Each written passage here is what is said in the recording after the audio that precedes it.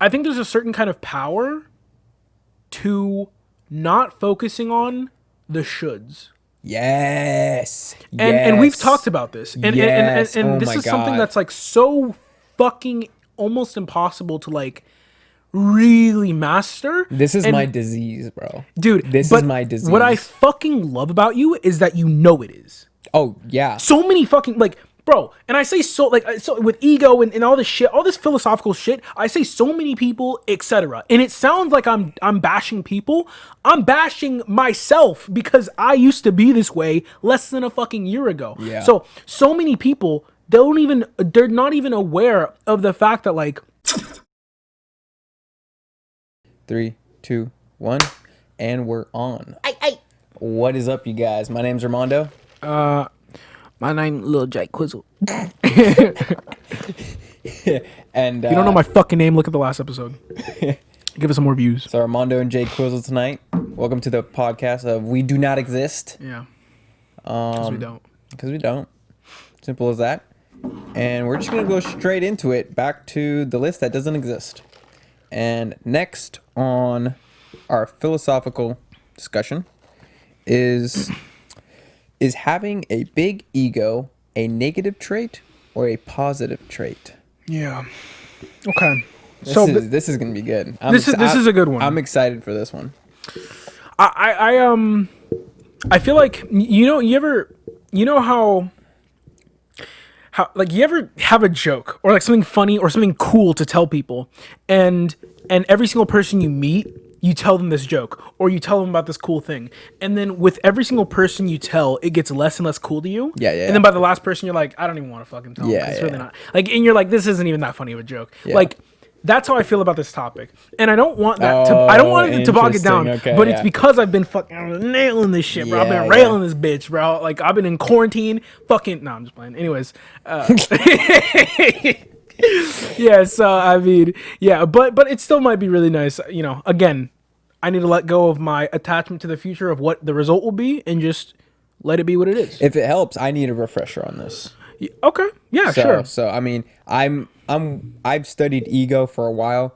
I've even read a book about it and just studied ego intensively for a long time.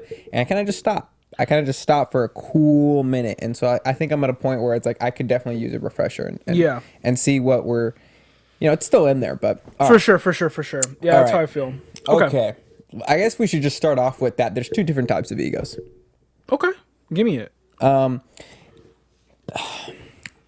You could see him as positive and negative, but I think to be more specific, you could see where it's like I could approach a situation through an ego that can affect me in the short run, or it can affect me in the long run.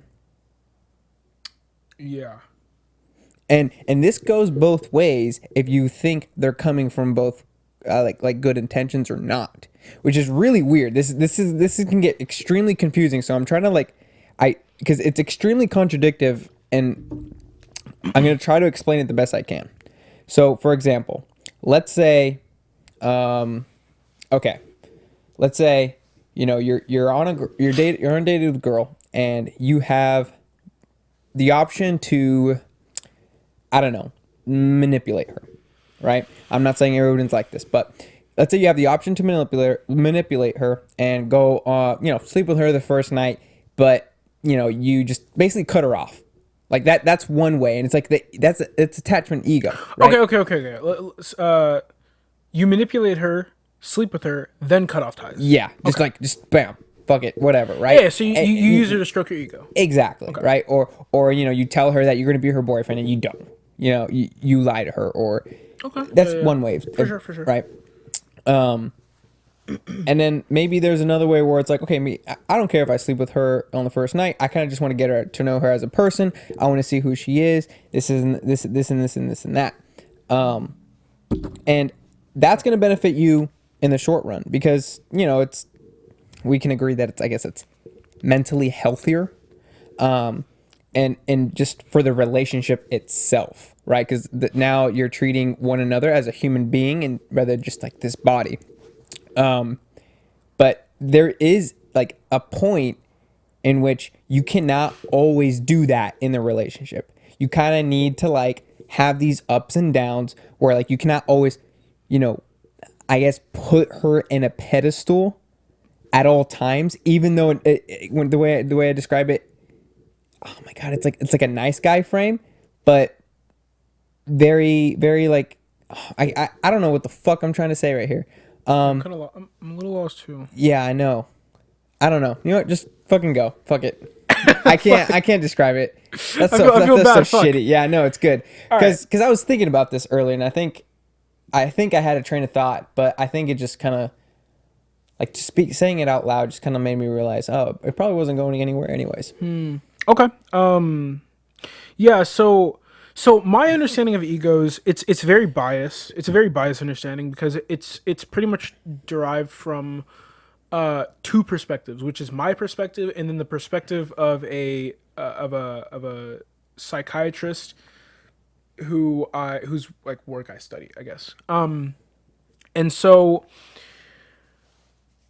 essentially, and I really heavily like this idea and concept of ego. It sits with me, like it I don't know. In millennial terms, I vibe with it, right? So Okay. essentially, the way I see it is ego and confidence exist on the same spectrum on opposite ends. Yeah. And so, and while that's not actually perfect, because technically it's like, well, no, fuck it, that's perfect because ego is your mind's defense mechanism and more so your mind's protective mechanism against the lack of confidence. Yeah. And this is the reason why when you're presented with something that's like humiliating or like embarrassing or like emasculating, Yeah. it hits your ego, Yeah, right? definitely. Because you don't have the confidence to be like, oh, well, this doesn't say anything about me as a person, right? Like, I don't care that like, this. Like, I don't know, like if you think of anything that's embarrassing, Yeah. anything that's like emasculating, think about why it's embarrassing, why it's emasculating, and I guarantee what you're gonna find is it's embarrassing because it lowers other people's opinion of you. Yeah. No. Not your opinion of you. It lowers other people's opinion of you. Right. No. Because I mean, it might lower your opinion of you, but the reason why is because of your lack of confidence. But yeah, it's the insecurities too. You know, exactly, yeah, it feeds into your insecurities. Yeah, and it like highlights them. Yeah. It just makes them more apparent to you, and it's like your ego hates that. Bro. Exactly. It hates that. And so I don't think all people who lack confidence have ego, but all people who have ego lack confidence. That's just, I feel like that's just one defense mechanism against the lack of confidence. Say that again. I don't think all people who lack confidence have ego, but I think all people who have ego lack confidence. So essentially, Gotcha. yeah, you get what I mean? Yeah, I know what you mean. Yeah, for because there's sure, people for who sure. lack confidence who aren't egotistical, and that's Yeah. just not their way that they defend against it. Some people, I mean, I'm not sure if this is like a true defense mechanism, but some people they deflect all of their lack of confidence with like humor, and they're like super self-deprecating or whatever. Well, you know, that's a super interesting thing because that's ego in itself. You think? Well, think about it. Are you talking about like that class clown? Is that what you're referencing or no?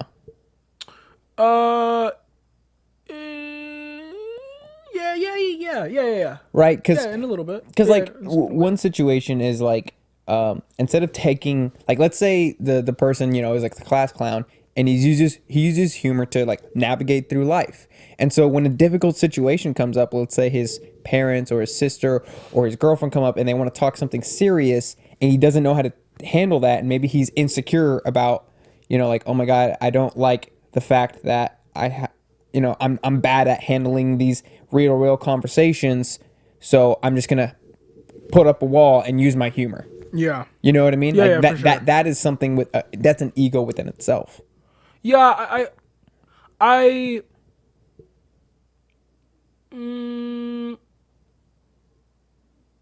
well, see, here's the thing. Ego comes from identity. So ego comes from the formulation of an identity. Now, just for all, like, let me just clarify. My definition and understanding of ego is not perfect, and I'm not a clinician, and I'm not a psychologist. I just really like psychology, and I do a decent amount of research, but I don't know everything, and obviously, and I also don't have a crystal clear, perfect idea and representation of everything. So there's a very good chance that some of the things that I say are wrong, but they're just my beliefs. Right. They're my beliefs thus far. Okay. And so as I was saying, I believe ego it's very closely tied to your identity, your self of you. Of I how mean, you your view your yourself, idea of right. yourself. Right. And so essentially, your confidence is, well, I feel like what I'm about to explain is like useless. But essentially, let's go back to the question. Does that sound good? Yeah. So, is a big ego a negative, or is a big ego a negative trait or a positive trait? That says of. That fucked me over. Oh wow. Yeah. Anyways, wait, that must have been the website because you didn't type that. Yeah. The fucking website typoed. Yeah. I always find it really interesting when I see websites typo. I'm Yeah. like, you fuckers aren't professional. Lazy son of a bitch. Yeah, exactly. Throw that shit in the fucking Word doc, bro. It's a little red squiggly line, and then fucking click it, and then press the right one. It's not that hard. Here we are, like troll hating while that person's making like 100 figures. Making cheddar off the fucking You know what I ads. mean? Yeah. Off us. yeah. And then if we link the website, I mean, I don't think we did, but No, if we did, didn't. We should. off of the fucking viewers. Anyways, so yeah, is it a negative or positive trait? Now, the way I see it, it's just purely negative. Because of the fact that it exists on the opposite side of the spectrum of confidence, and there's no way that confidence is negative, right? Like there just isn't. I don't think confidence, and I think a lot of people, the most popular idea of like ego, at least, and this is the idea, and I've actually even talked about this on the show. I used to have an idea of ego because of just what culture has kind of presented ego as is it's like braggadociousness, kind of cockiness. Yeah. But okay. That's it a is- very popular way of viewing but it. it's Yeah. still confidence. Like I've always thought of ego as like it's just confidence, but it's just more confidence. It's so much confidence to where it's like it's kind of bad. Yeah. Right. It's like Yeah, like- you're getting a little cocky, a little like braggy. that's too confident. Exactly. You know what I mean? That's Boastful. saying, yeah. Yeah, exactly. And so yeah, too confident. But in reality, it's not. So essentially, the reason why ego's bad, which is really the question, right? Like, yeah, I could say that it's just, yeah, it's bad, and then move on. But the reason why it's bad is because ego is essentially I don't know if a feedback loop is the correct term, but it's a loop in which it feeds itself, but it's always a downward spiral. Yeah. And take this from one of the most egotistical people I know, probably the most egotistical person I know. And there's even a little bit of ego in me saying that, just because that's how it works. Yeah.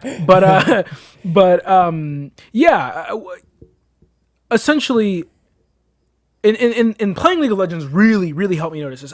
I don't even know if what's funny is now that I'm done playing League of Legends, I still notice this throughout my life, and I'm still able to work on it, which is something that I'm really happy about, because I was worried that now that I no longer have League of Legends, or I'm no longer so closely attached to it, I wouldn't be forced to confront my ego like I was with League. But I'm glad, because I actually still kind of have to confront my ego on a day-to-day basis. Yeah. Even without League, but League is what made me realize I have to confront it. Yeah, Before no, I didn't yeah. see it as a problem. Interesting. And League is what Wow. presented it, because my entire life, I for the past couple years, has been get better at this fucking game, Right, like whatever, right. at any means. And I realized, oh, my ego's standing in the way of me getting better. Gotta fucking learn that. Gotta Yeah. fucking master my ego.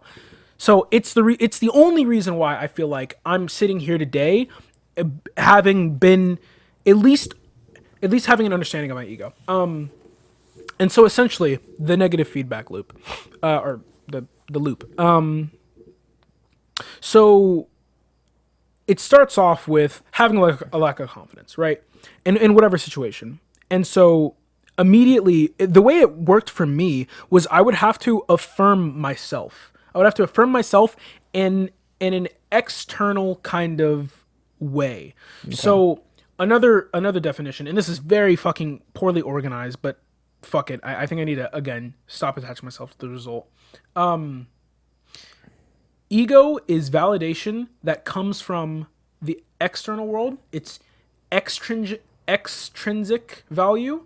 Confidence is value that comes from yourself. Intrinsic yeah, value. yeah. It's value that you just know you have. Yeah, It's just it's exactly. there, and nothing can like I mean, I shouldn't say nothing can take it away, because you may learn things and it will reduce your confidence, but people's opinions I don't think will really affect your confidence. I think it's more so Yeah. maybe the result of your actions. It might lower your confidence or Yeah. increase your confidence, Yeah, but 'cause not you- people. Yes. Yeah.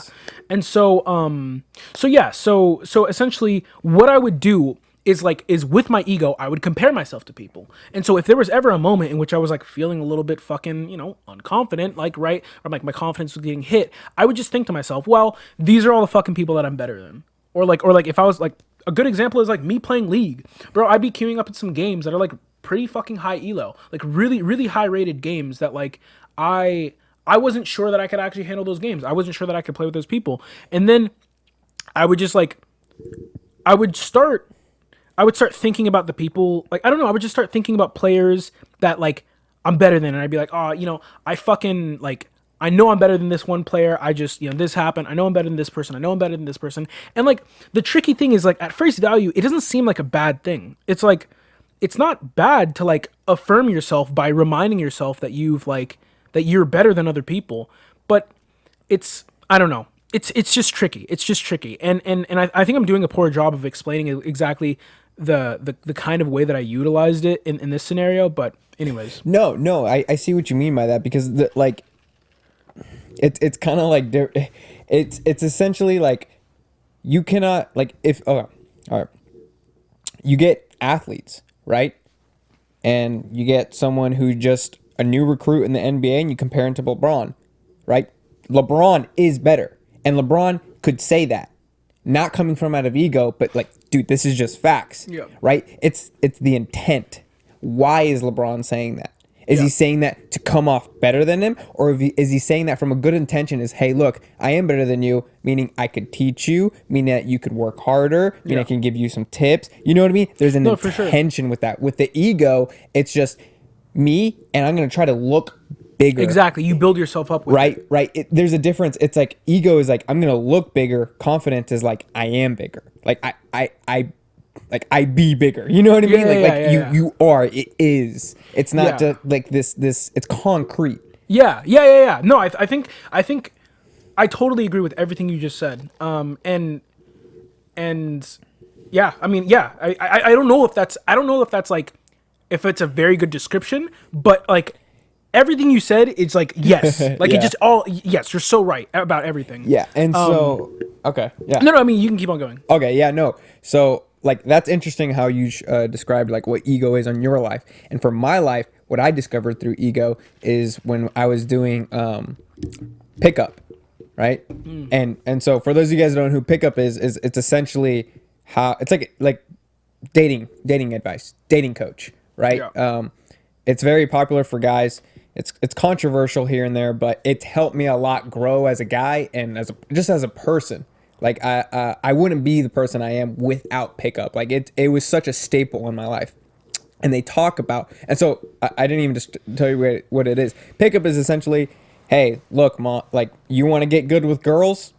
Let's teach you how to get good with girls. And they break it down. They break it down because a lot of guys, coming from a gamer background, which doesn't mean that you're bad with girls, but it's a stereotype, right? Yeah. I was part of that stereotype. Yeah, and I think just to sidetrack a little bit, I think it's very interesting how there is that stereotype of like, you're a gamer, you're probably bad with girls, and you fucking don't socialize well and stuff. But like the stereotype exists because video games, even though they used to be more social, kind of, they've definitely solidified themselves as a very like personal activity. Yeah. Alone in your room at your house. Yeah. For hours. Right? Exactly. And it's something that I was actually talking to someone about the fact that like gamers tend to be introverts. Yeah. And he was talking about how every single gamer he knows is an introvert. And I was like, that's really interesting because it's true. And then he was saying he was talking about how like I don't think playing video games makes you an introvert. And I was like, no, it doesn't. Introverts gravitate towards video games. Exactly. Because it's their kind of activity. Why you're playing video games. Exactly. It's not it makes them that. It's that they go to it because of who they are Yeah. and how they are. Exactly. So yeah. Anyways, continue. That's it. Yeah. Okay. Yeah. So, right. So coming from a gamer background, I didn't know shit about talking and flirting with girls or anything like that. So I started studying pickup, and pickup really focuses on ego and what it is and tries to break it down. And you learn through pickup, once you start practicing it and searching and doing this for a couple of years, you realize that ego has like these different levels to it. Like you realize that once you crush that ego that you've been struggling with on your paradigm, on your level, then you get into a different ego. And now you're in this state where it's like, whoa, now I need to crush this ego. Now and it keeps What are the different piling. like I don't know if there's like set levels of ego, but like what can you give me an example? I'll give you so for example, in pickup, they teach guys that look, you're a simp, right? You're just a simp, and you don't value yourself, and you don't know how to be confident within yourself, blah, blah, blah, blah, blah. And so what you need to do is you need to go out and talk to random girls, right? Your social calibration is totally off-centered. Yep. Like you do not know how to handle a social conversation. Most of these guys who do pick up, they can't even have like conversations with guys sometimes just because they're so introverted.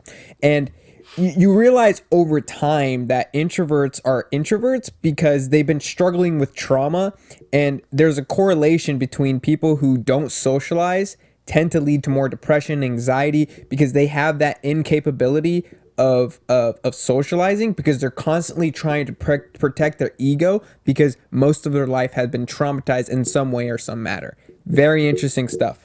That is actually interesting. This is why video gamers play video games. Video games are wired to constantly give you that progressive, guaranteed state. When you play video games, you know you're gonna win. We learned this through Dr. K. Yeah, and he talks about this. Yeah. And this is why video gamers love video games, because it's this weird fucking thing, bro. And he always talks about it, and like his end of his episodes, where gamers will rather choose 100% guarantee of satisfaction with a 0 probability of overcoming the problems than 20%. What was it? Like, I'd rather get like 100% guarantee by playing my video games, right, and not be wrong at all in my real life situation, right? Because you go to the escape instead of actually tackling my problems and crushing my ego a little bit by, like, you know, maybe there's like a 20% chance of actually failing. Nah, fuck that. I'm just gonna go play video games. I think, and I know exactly. I know exactly what you're saying. I'm not sure if I can get it right either. Yeah, it's so hard. it's something along the lines of like they would rather have fuck. Okay, so yeah, so there's, you're right. Video games have a progressive. They're wired to light up the progressive kind of like reward system within our mind, right? The progression circuitry, the dopamine and everything. Triumph circuitry, which I'm not even sure if that's a real psychological term, but Dr. K talks about how there's like a triumph circuit within our mind. And so like the activity of prevailing past adversity, it is rewarding in and of itself. When something's challenging and then you complete it, or then you rise above it, it's rewarding, more rewarding than if it wasn't challenging. Right. And so video games do that as well. And so essentially it's a lot easier, and it's just better to do that. And the video game is going to make you happy. You know that you can succeed at it, right? Like, generally speaking. And so you'd rather do that than take a chance on real life. I just realized I'm not going to be able to do any better than you. So fuck it. Whatever. Well, yeah, no, it's like I'd rather gravitate towards this video game that's going to give me 100% guarantee of satisfaction that I know I'm going to win at, that I know I'm going to succeed, than tackle a real life problem and possibly have that, you know, fall flat, right? Like there's a chance of it going wrong and attacking that ego of mine, because I'm so traumatized through all the previous encounters of my life of trying to tackle similar problems. And it's just this constant loop, because it's like, okay, here's this problem. I have a 80% chance of having it go well, but 20% of chance of falling. Or I can play video games that have a 100% chance of that going well. Exactly. I'm going to choose 100%, which is fucking weird, right? It's weird because you know that going for that like 20% of like going for that real life problem, even though the odds are you're in favor, you're just focusing on that failure. You're not even focusing on that success. Yeah. And it's just like, And what and, the and, fuck? and that's the reason why, he also talks about how the mind, it's very smart, but it's not very wise. Yeah. And so because it's really smart, what's the smart thing to do? Would you rather go for 100% chance of happiness or Yeah. 80% chance? Don't be a fucking idiot. Take the guarantee. Exactly, Just take the bro. guarantee, of course. Exactly. But if you're wise, you know this is going to be a more temporary satisfaction. Yep. This is going to be a more long-term satisfaction. Yeah. Therefore, this is worth the 80%. And let's be fucking honest, the 20% failure, it isn't even often that much of a failure. Yeah, no. It's only a failure, like you said, because of your ego, right? And if you have conquered, which I'm not even sure if that's a fucking thing, but if you've kind of tamed your ego, then really the 20% failure is just a different kind of success. Yeah, I like how you said like tamed, right? There's a saying, it's like we don't defeat our demons, we just learn to live with them. Yeah, and I think that's really beautiful because oftentimes I think people are very From worried. Marvel. It's from Doctor Strange. Oh, no way? Yeah, it's from Doctor Strange. Interesting. Yeah, it was the bald lady. She said that. That shit hit hard. I was like, Dude, ooh. I fucking love when I love when superhero movie. Okay, wait, little side skirt. Dude, we're going all over the place. I don't give a fuck. I know, Yeah. So, I love when superhero movies and like comic book series and shit like that, they throw like some real fucking deep wisdom. It's like, okay, dude. boom, I'm a superhero, I'm throwing lightning bolts, haha, we're fucking. Also, here's some deep ass nugget. Think about that for the rest of your week, and it's like, ooh, okay. That movie, dude, I watched that movie so much because it was on Netflix, and it's literally about this guy who has this massive ego and he breaks it down. Doctor Strange. Yeah. I think I've seen that. And it's the fucking doctor guy, right? Wizard guy. Yeah. And he has the fucking beep, beep, beep. Yeah, that shit. It's super cool. Yeah, and there's this scene that's very powerful where his mentor, oh god, hold on, spoiler alert, just saying, spoiler alert. It's just been out for years. Fuck it. Yeah. 2 year spoiler limit, by the way. Oh, it's been out for a while. No, I'm just saying, like, you got 2 fucking years to watch shit, read shit, listen to shit, then you're not safe, all right? All right. There's a scene where like his mentor passes away, and so when they pass away, like they have they astral project, the out of body experience, and she's out on the balcony, and then he has the ability too, and she's like, wait, like she's dead, and he's like, no, he's not, and so he astral projects and he like follows her, right? And she's like, wait, and so like there they are, like astral projection, simply having a conversation, and they're looking off into the distance, and she's just basically saying like, some wise shit and this and that, and he's like, well, he's like, what am I gonna do? Like, I don't get it. Like, how is this gonna happen? It's like you have to do this about your own. He was like, but I need your wisdom. Like, what's the deal? Like, how am I gonna do this and that? Like, how am I gonna fix this? How am I gonna get my hands that? And she's like, you're missing the whole point, doctor. He's like, it's not about you. And like that hit me so hard, and because like he was so focused on himself and like focused on what he's gonna do and focused on this, and she goes like, it's not. And just like throughout that movie, it was always about him. He had a Lambo, he had Rolex, he was a surgeon. I mean, in his relationships, it was just him, and she just tells him like, dude, it's not about you. And as simple as that is, that hit me so hard because like most of my life I was just like me. So yeah. I'm curious. Explain what that is it? same What is com- it about? What? It's not about you. What is it about? It's about others. It's about selflessness in a sense.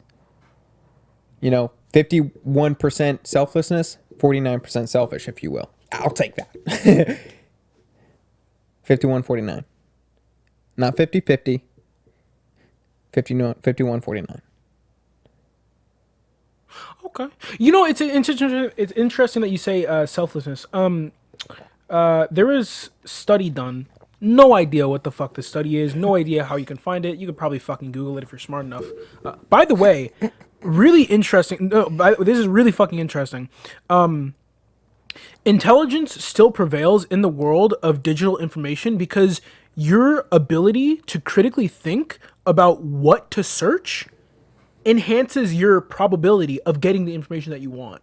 Oh wow. Yeah, so like people think like, oh, it doesn't matter if you're smart or dumb, just Google it, right? But really, if you need to you need to have a better, you need to have an advanced understanding of like algorithmic search engines and understanding what information you need to input into the search engine in order to get the result that you want. Keyword research. Yeah, exactly. I learned this a lot when I was doing like affiliate marketing, and that was such a huge thing. And it clicked with me because you see like the old age boomers, like they don't know how to use it. They'll type in words, and sometimes they'll type a very specific question. And you're like, no, you can't. You can't. Like, and growing up, we were just adapted to that. Like, well, I think a lot of it is intelligence because I know some fucking dumb people who just don't know what to search, and like they don't get what they want out of Google, so then just stop fucking using it. And I'm like, just Google it. And they're like, I can't find it. Sometimes a very, like, for example, like let's say like someone wanted $1 million, right? And it's like, how do I make $1 million to retail on this specific? It's like no. It's like retail $1 million, or like how to become a millionaire instead of saying like, how do I grow my massive business when it blah blah. You can't get too specific, and it's sometimes like that simple thing where it's just like, oh, how to be this, and like, boom. Yeah. Anyways, so what I'm gonna try to do here is gonna be fucking complex, like brain surgery. I'm gonna peel back the layers of the fucking onion that we just created and try to go back to this question. But I want to go one at a time because there's something I want to address in each one. So the first layer was fucking something about selflessness. Yes. So within this, it's gonna be hard. So within the selflessness, it's really interesting because there's a study about how a study asked people in different countries. It was like Russia, I think China, maybe like someplace in Europe, and then America. Yeah. Maybe some other fucking places. I don't know. But a bunch of other places, and then America. And it asked them that wind is loud. if you want, I know, right? If you wanted to make I wonder if it's gonna pick up. If you wanted to make yourself happy, could you do it? If you wanted to make yourself happy, could you do it, and how would you do it? Something along those lines. And I believe in every country outside of America, their answer was something about, I would help others. I would do this for my family. I would do this for my mother, my grandmother, my brother, my sister, my daughter, etc., etc. In America, it was, I would do this for myself. I would buy this thing. And it was all about, I would do this for me. Yeah, dude. Right? Yeah. Not, I would give this to this person. I would do this for this person. And it was like, fuck, man. And there's just something, and what's interesting is there was no discussion about giving, taking, anything. There was no, it was, and I think it might have even been something about money too. I think it was like, if you can have this much money, like, and you needed to make yourself happy with it, but maybe not. Anyways, wow. It was implicit. Yeah. It's just, they just know that that's how you make yourself happy, by doing something for others. And I found that really fucking interesting because it really does beg the question, like, is there something innately understood that in other cultures that we just don't fucking understand in America? Oh, yeah. Right? But then also, is there something innate about us that makes us happier by making others happy? Oh, yeah, no, for sure. Yeah. I mean, yeah, I would agree. Yeah, I know. And the big thing is just... and how illogical that is crazy, but... It's capitalism, bro. Capitalism is based on self and independence. And essentially building yourself in this, you know what I mean? And so, I mean... I'm not bashing on capitalism. I think it's cool. Yeah, and that's another really interesting thing. The more research I do, and I talked to your father about this, but the more research, unbiased research I do for myself about capitalism, the more I realize, like, okay, there's something really good here about capitalism. Yeah, like, it's got its downfalls, but capitalism is definitely a really fucking good alternative to a lot of other ways of running a country. Yeah. And so it's interesting how through this pursuit of leveling oneself up, you create a pretty like healthy society. Yes. Like a relatively happy and healthy society. Yes. Through leveling yourself up. And it's really fucking interesting how that works. But then at the same time, there's a lot of ego and individuality in the society. True. You know, you do understand that? It's really weird. It's almost as if like you sacrifice your selflessness for the society compared for capitalism, right? Like I'm going to give up my selflessness so I can help the society. Meaning like I'm going to focus on my ego so the society could evolve. Because that's essentially what capitalism is. Yeah. Versus, in let's say the other one where it's like, I'm going to focus on selflessness and not focus on my ego. And then look what you got about. Yeah, and I think it's really interesting because, well, okay. Yeah, this gets This is a very broad way of viewing it. It is, and it also gets a little bit political because we talk about, you know, one of the main reasons with a lot of the alternatives to capitalism is the fact that the people in power end up just mismanaging or even being corrupt. And that kind of begs the question of like, why does that happen?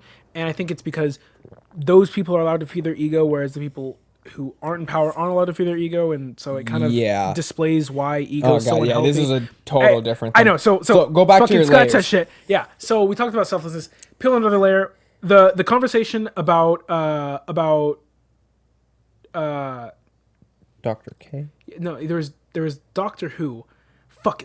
How do we get on Doctor Who? It was something about that. How do we get on Doctor Who? There was like a phrase.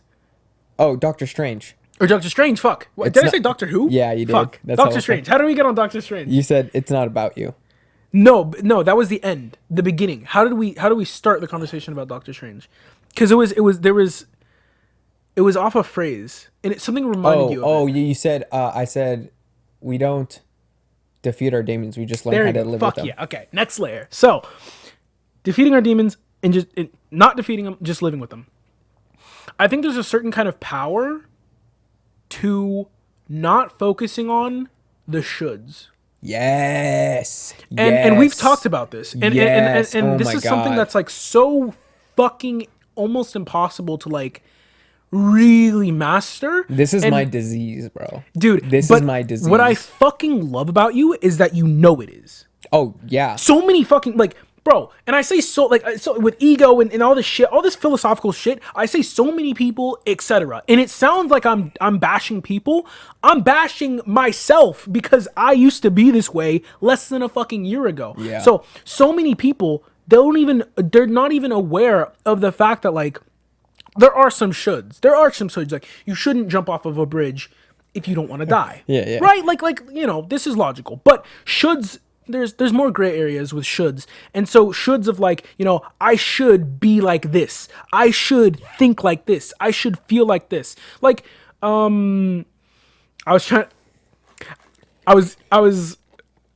nondescript can I be? I was going to use an example about my current life, but I realized that's going to reveal something to the public that I don't want to reveal. So I won't use that. Yeah. Not yet. Too soon. Yeah, maybe in a year. Probably in a year. I think a year is good. Can you reveal it to me? For sure. Yeah, I can definitely reveal it to you. Cool. Okay. So let's just use like a random dude for example, and let's just say that he's fucking.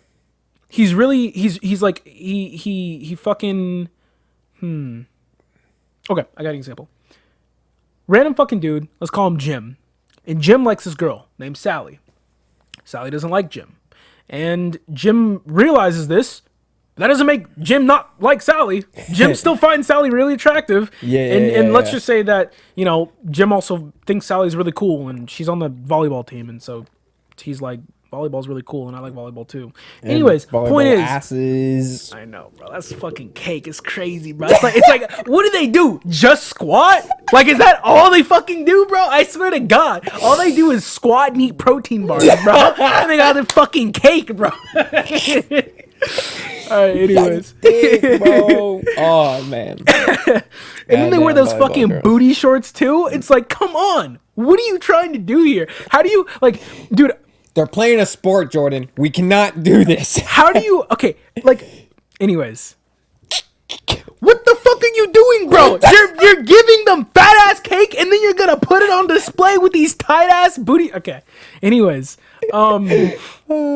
yeah, Jim and Sally, right? Jim and Sally. So Jim starts thinking to himself, "Fuck, I can't have Sally. I shouldn't like I need to stop liking her.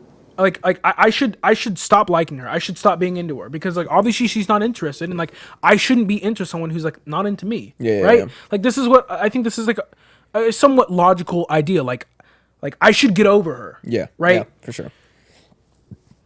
But the interesting thing that I've found is that when you're Jim, you're a lot happier with yourself and with life when you just accept where you are. Oh yeah. And you're not like, I should think like this. I should feel like this. You just say, you know what? I like Sally. So what? I fucking like Sally. I like her a lot. Exactly. And I still fucking want her. And she doesn't want me. That doesn't mean there's anything wrong with me. No, she just doesn't want me. Yeah, and that's okay. And that's okay. And that doesn't mean that I have to move on from Sally. Maybe I like Sally for the next year. Maybe I like Sally for the next fucking decade. It doesn't fucking matter. I probably will move on from Sally. Oh yeah. Especially when I accept it. Especially when I accept the fact that I'm, you know, you can like you can still like Sally while you're talking to someone else or seeing someone else. Exactly. Yeah, I mean, and I think that's really the beauty of it. Understanding that, like, okay, well, you know what? Let's explore other options. That doesn't mean I don't like Sally. That doesn't mean I'm, you know, you don't even explore other options in the attempt to get rid of your liking for Sally. It's just, I mean, fuck, man. Well, anyways, we'll just fucking peel more layers. So. I find that really interesting, though. The idea of like ego, yeah, for sure. Oh, for sure, yeah. But yeah. The key thing is the idea of realizing you don't have to tackle or conquer your demons or your ego or any problems with yourself. Yeah. You don't have to like defeat them. You just have to be aware of them. That's confidence. Yeah. You know what I mean? Confidence in yourself. Knowing that you just don't have to change. I think that's a big thing. Beat it up. You don't have to fucking crush it. You don't have to defeat your ego. You don't have to get rid of it. You just need to learn how to live with it and accept it. Exactly. You don't have to get rid of it. It's okay if it's there. Because that ego is you and you're denying that part of you. You know what I mean? Bro, you're speaking to me. It's literally like, imagine you bought a house and there's a basement, right? Yeah. And you go into the basement, it's super dark, and there's this little green critter thing, just like with red eyes, and it's like, it's like a little monster, right? And you're like, what the fuck? The lights don't work in there. And so it's like screaming, and you like throw it a piece of meat and just eats it. It's just like a savage. And then one day, you know, you're like, yo, dude, like this thing, it can't get out of my house. The cops like don't even fucking want to deal with it. And like, you know, it gets in the light of the hallway, and you realize it's you. It looks exactly like you, and you're like, whoa, that's trippy. But it's like scared and like weak and this and that, and you're just like, huh.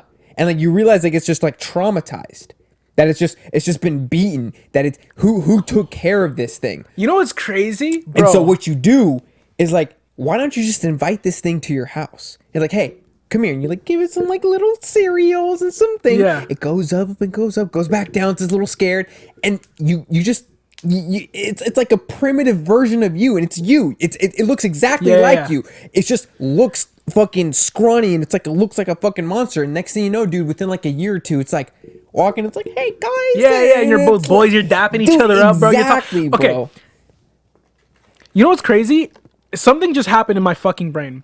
As you're coming up with this example, for some reason, I wasn't getting it. And so I immediately, and this is a problem that I have, by the way. I immediately think when someone doesn't make sense to me, I think there's something wrong with them, not me. Yeah, you told me about this. Yeah, I did, that's right. And I found it really interesting because some people think the other way. They think there's something wrong with me, not them. Yeah. I immediately started thinking like, okay, how can I fix this analogy? Yeah. I started thinking of that, and I started thinking of my own analogy. I'm like, I like my analogy better. I'm gonna say my analogy, right? But then, as I started like listening to your analogy, I let go of what I thought was wrong with it and just took yours for what it is, and I realized, holy shit, you're so fucking right. I was able to actually listen to you once I stopped trying to edit it. Yeah. And it almost fucking ties perfectly into this entire discussion of like just accepting something. Yeah. Like once I finally just accepted what you were saying as how it is, it actually started to make so much fucking sense to me. Yeah. And yeah, so I mean, but I say that because it's interesting, but also you're so fucking right. That gremlin thingy, it's just whatever part of you is damaged. It's like dude, and so much of loving yourself Yes. is realizing, because really having an ego is just shielding yourself from a part of yourself that you don't love. Yes, bro. And so yes, it's closing that basement door and saying, Yes. fuck that shit, lock, chain lock, put a fucking stuff a towel under the door, And bitch, stay down there. And sometimes you guys go war at each other, bro. Throw a fucking Molotov in there, You're like you're fuck fucking you, gross. and it's Yeah, like, exactly. you know what I mean? And so really, like, what this shit's about is like, take those fucking locks off, man. And like maybe you're too scared to take every single lock off. All right, fine. Baby steps. Just take a lock off. Baby Just steps. take a lock off. Yeah, there you They're not go. gonna break through all the fucking locks. You're fine. You don't need 6 locks, bro. Just 5. Okay, well, next month, 4 locks. 3, 2, no Yeah. locks. Then leave the door open. You don't have to go down there. Yeah. Leave the door open. Because And it's go down just there. as scared Exactly. as you are to it. I think the more important thing is just like understanding that like it's not about like it's like understanding that like this gremlin like I think the more important thing, and this isn't necessarily perfectly parallel with like the real world, but this gremlin came with your fucking house. Yes, dude. It's in your house. And like it's not like you said, the police are like, it's not my house. It's not my responsibility. The government, your friends, it's your house. It's in your house. If you have a problem with it, take it out of your house or live with it. Yeah. Right? And I think so many fucking people are like, okay, I want to take it out of my house. And then you try to take it out and it's fucking, it can't get out. Point is, Yeah. you just fucking, you just learn to love it. Yeah. Learn to live with it. Learn to realize, okay, I got a gremlin in my house. A You know, little doppelganger. It's just there. Yeah. It's just there. And, like you said, you feed it some bologna, and then it's like, and then you're like, you're kind of cute, actually. Yeah. Right? and then, fucking, yeah, like you said, someday you wake up and you realize, wait, there used to be a gremlin in my house. And then you look up, you go into your kitchen, and you see your gremlin flipping eggs, and he's like, hey, bro, you want breakfast? And you're Yes, like, yo, bro. hell yeah, I want breakfast. And you're like, yo, you used to be fucking gross, didn't you? And you're like, yeah, but like, you were cool to me, so now I'm cool. Yeah. You're like, yeah, no, awesome. Exactly. Yeah, so, Yeah. And I think that's what they mean by loving yourself. yeah. You know what I mean? Like, You have to. Oh my God! When they say loving yourself, it means love the worst of yourself. yeah. Don't love the best of yourself. That's easy. That's so easy to Yeah. love the best of yourself. Love the worst of yourself. Yeah, and I think That's confidence. quite honestly, yeah, exactly. You should like, I mean, you shouldn't try not to love the best of yourself, but you should go out of your way to ignore the best of yourself and love the worst of yourself. Exactly. Because of the fact that, like, if you focus on the best of yourself, you're probably feeding your ego, right? Yes. You're inflating what's good so that it makes what's bad look smaller. And this goes back to, this ties in how ego is external and confidence is internal, right? Because when you love the best part of yourself, you're saying, oh, it's the good part of me, meaning that you have required validation and value through external forces to let you know, hey, this behavior is good and we like it. Feeding that ego. Yeah. Right? And then you have to go inside of yourself and you go, I need to learn to love the part that no one else would like. Yeah. You know what I mean? Exactly. No, you're Like- you're so fucking right, dude. You're so fucking right. And it's exactly that. It's about good. Yeah. Good. This is the thing that's good about me. Why is it good? Who told you it was good? I don't know. Fuck my teacher and my friend and my dad. They said, hey, this is something I really like about you. Keep it up, son. Yeah. And so you were like, oh, okay, this is what's good about me. Yeah. Yeah. But for like sure. nobody told you that fucking weird ass toenail fetish you have Yeah. is good. Yeah. And so you keep that shit hidden. Yep. Bro, and you keep it hidden from yourself, bro. Yeah, you're on dude, Pornhub. you don't wanna You're looking talk at about shit. it You're and like, shit okay, like that. stepsis porn, I'm not too into it. Stepmom porn, I'm kind of getting limp, but like whatever. And then you see that toenail porn, and you're like, I want to Ooh, click it, yeah, but that's give me fucking some gross. Yeah, toenail but you're like, porn. yeah, that's fucking gross. No. And you're like, I kind of want to click it. And you're ashamed. Nah, bro, click that shit. Click it and beat that meat. and have a nice orgasm to it. Oh my God, yeah. When you come, Don't feel an ounce of shame. No, sir. No, sir. Because that is you. You need to learn that, That is love that fucking part of you. yourself.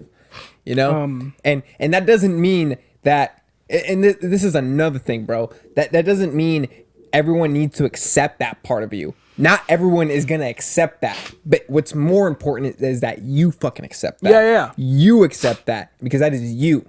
Yeah, and Look in that fucking mirror, bro, and learn to love that person because that person's gonna be with you for the rest of your life. Yeah. No one is gonna be 100% guarantee in your life except that person in the fucking mirror. Yeah. So you need to learn how to love and live with that person because that person ain't going anywhere, motherfucker. Yeah. It ain't going there. Your parents are gonna die. Your girlfriend's gonna die.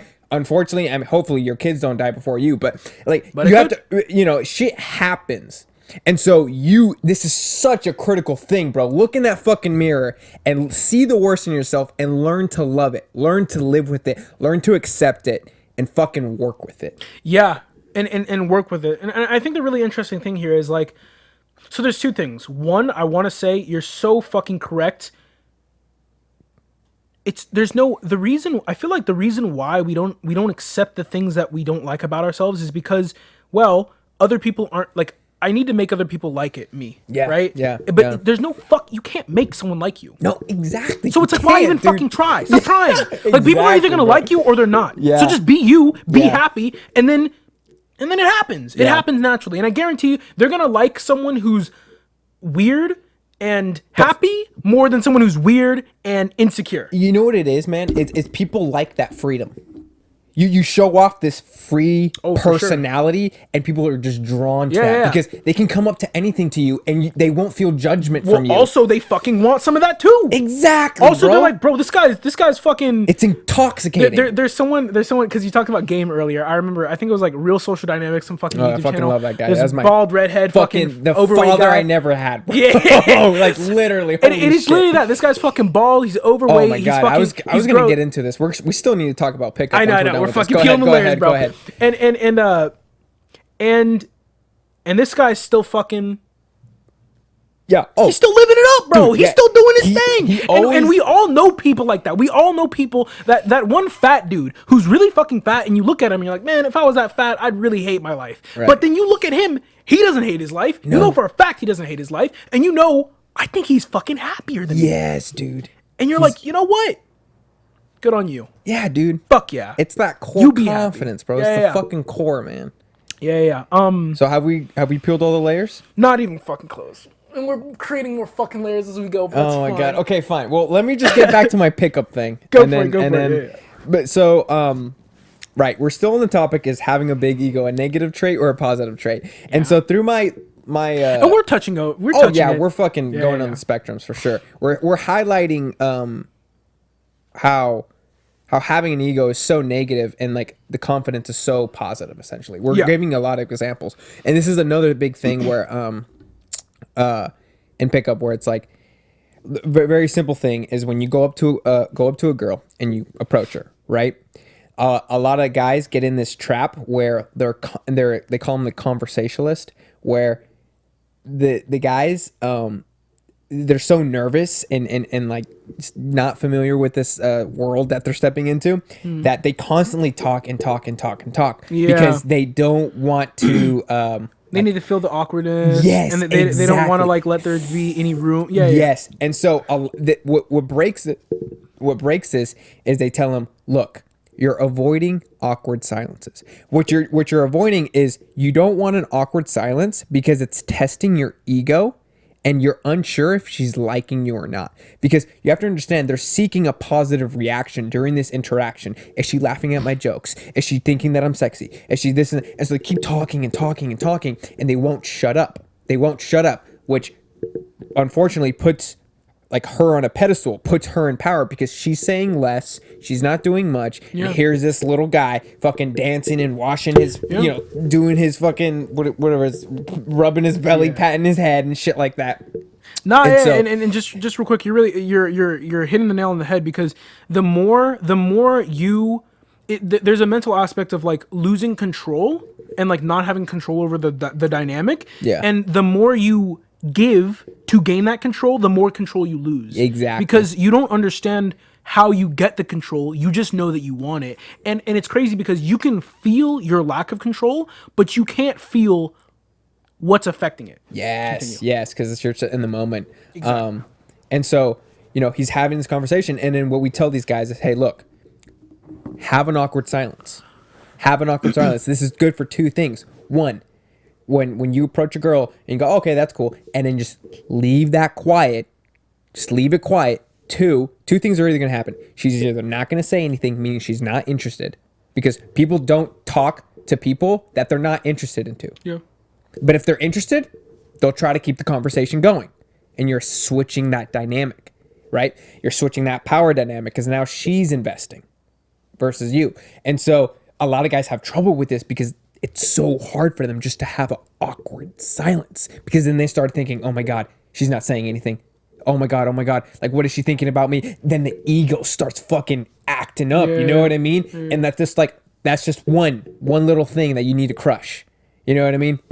Another thing is like a huge major sticking point for guys is just approaching the girl at all. This is such a huge hard thing. I mean, like a lot of guys cannot do this shit sober. And it's hard. I mean, I've done it too, and this shit's hard. The first time, it's crazy. By the way, I never understand why so many people they need alcohol or like weed or something to like be a social lubricant to like get to liquid courage and shit. Like, dude, I'm more of a bitch when I'm fucking like. I feel like I'm the most confident me when I'm sober. Same. Like I feel like all my insecurities, just fucking start roaring when I'm not sober. Yeah, no, it's like it's interesting because like when you drink alcohol, it's kind of like you get to that place of insecurity a lot faster, but you fucking crash a lot quicker, and you're sloppy. Your game's not on point. You can't even fucking talk like sharp. But when you what it is it's like when you're warming up in a sense, because like at the beginning of the party, if you just start socializing a little people here and there and you get to know them sober, like at the first half it's going to be a little awkward. You're going to have some like hiccups here and there, but because you're socializing with everybody and you're talking to everybody and getting to know everybody, as the night progresses and as everybody gets drunker and you know what I mean, and then like it starts getting to the point where you're like peaking at the end and you're like this fucking god, bro. Like, dude, literally, this is the pickup artist called the state, right? You're in state, and essentially you're so warmed up and everybody's just like receiving your attention, and like you're just in this constant state, dude, where it's, oh God, like you just do unbelievable things. Like at that night, like beginning, like you would never think you would be able to do that, but then like you're in there just like in the moment. Like, what the fuck? For sure. Because it's like a rope.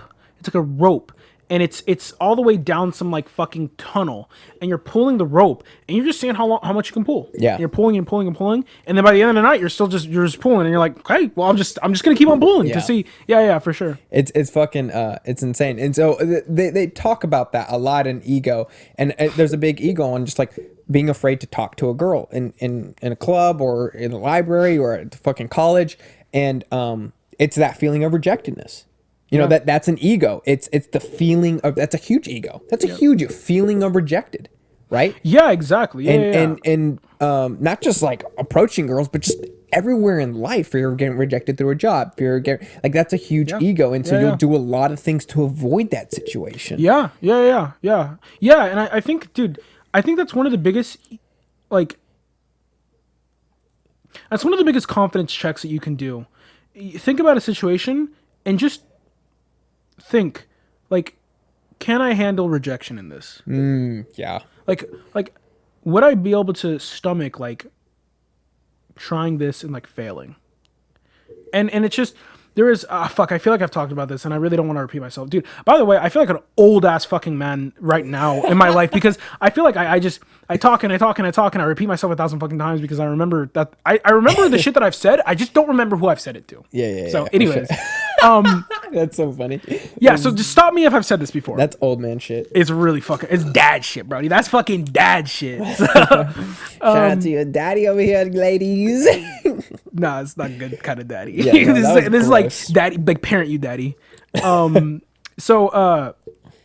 Yeah, Yeah, basically, long story short, watching this Kanye West video, and he was talking about his mom. Did I tell you about this? No, you didn't. Okay. He was talking about his mom, and he was talking about how his mom told him one really interesting. There's two wisdom nuggets. One of them already talked about, so I won't repeat it.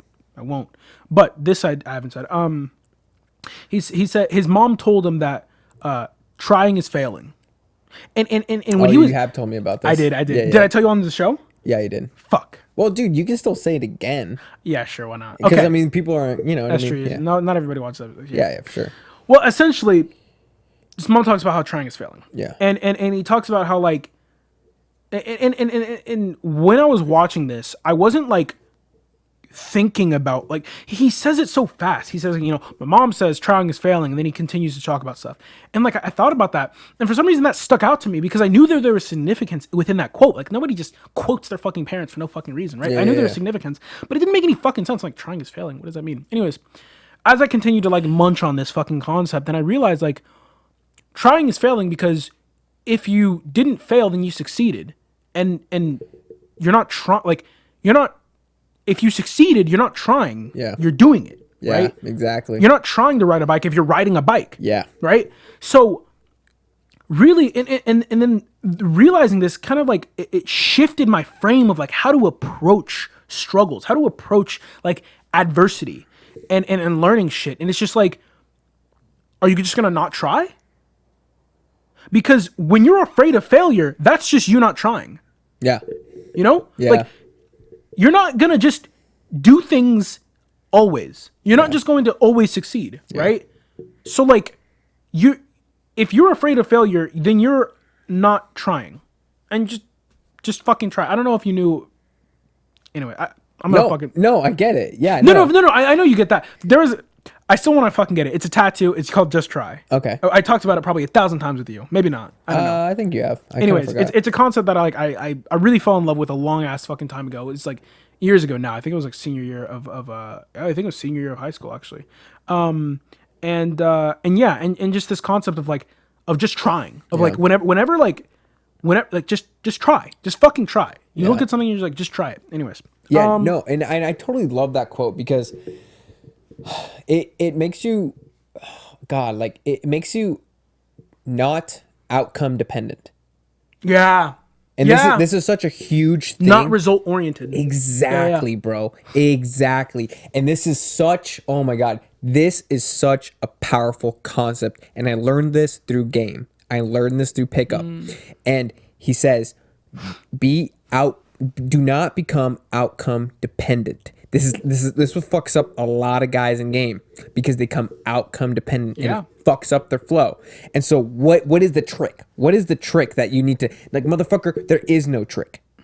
What you need to do is a lot of guys and a lot of pickup, because it's a very competitive like frame. It's very competitive, right? Because, you know, like you need to make money because like money, like girls like money. Like, and they're saying like you don't need money, but it helps. You don't need a fancy car, but it helps. Oh, for sure. You don't, you know, it's like, it's just shit that helps. And he always talks about, I'm a short, pale, balding ginger. Look at me. And I've just fucked hot ass 10 over here. And you guys can't even fucking approach a girl, right? It's that like competitive attitude push, because that's what they need. Regardless, he always talks about do not become outcome oriented. Do not focus on the outcome. He says, what most of these guys do is they fail to warm up. They fail to, I only approach hot girls, or I only approach, like, when they won't talk to like the fat girl over there or the ugly girl. Like, no, motherfucker, talk to everyone, right? And so what it is, that's a fucking ego. Only talk to hot girls. You're putting up an ego. That's a fucking ego. And it's like, no, dude, break that shit down. When I go to the club, man, I talk to fucking everybody, guys, girls. I mean, doesn't matter. And I get in this social mood in this, and so fat girls, I fucking kiss fat girls. I kiss ugly girls, I kiss beautiful girls. Like, it doesn't matter, right? Like, you need to learn how to let go. And what happens is a lot of guys are hard on themselves. They beat themselves up for results. And I said, no. You got this wrong. Beat yourself up for not trying. Trying, exactly. Beat yourself up for the Right? for the obstacles that you didn't try to The overcome. reward is trying, not the girl.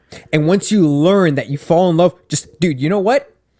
I don't give a fuck. I have every time when I go to the club, I always have just one goal for me, and that's I'm going to socialize with a female in a romantic way.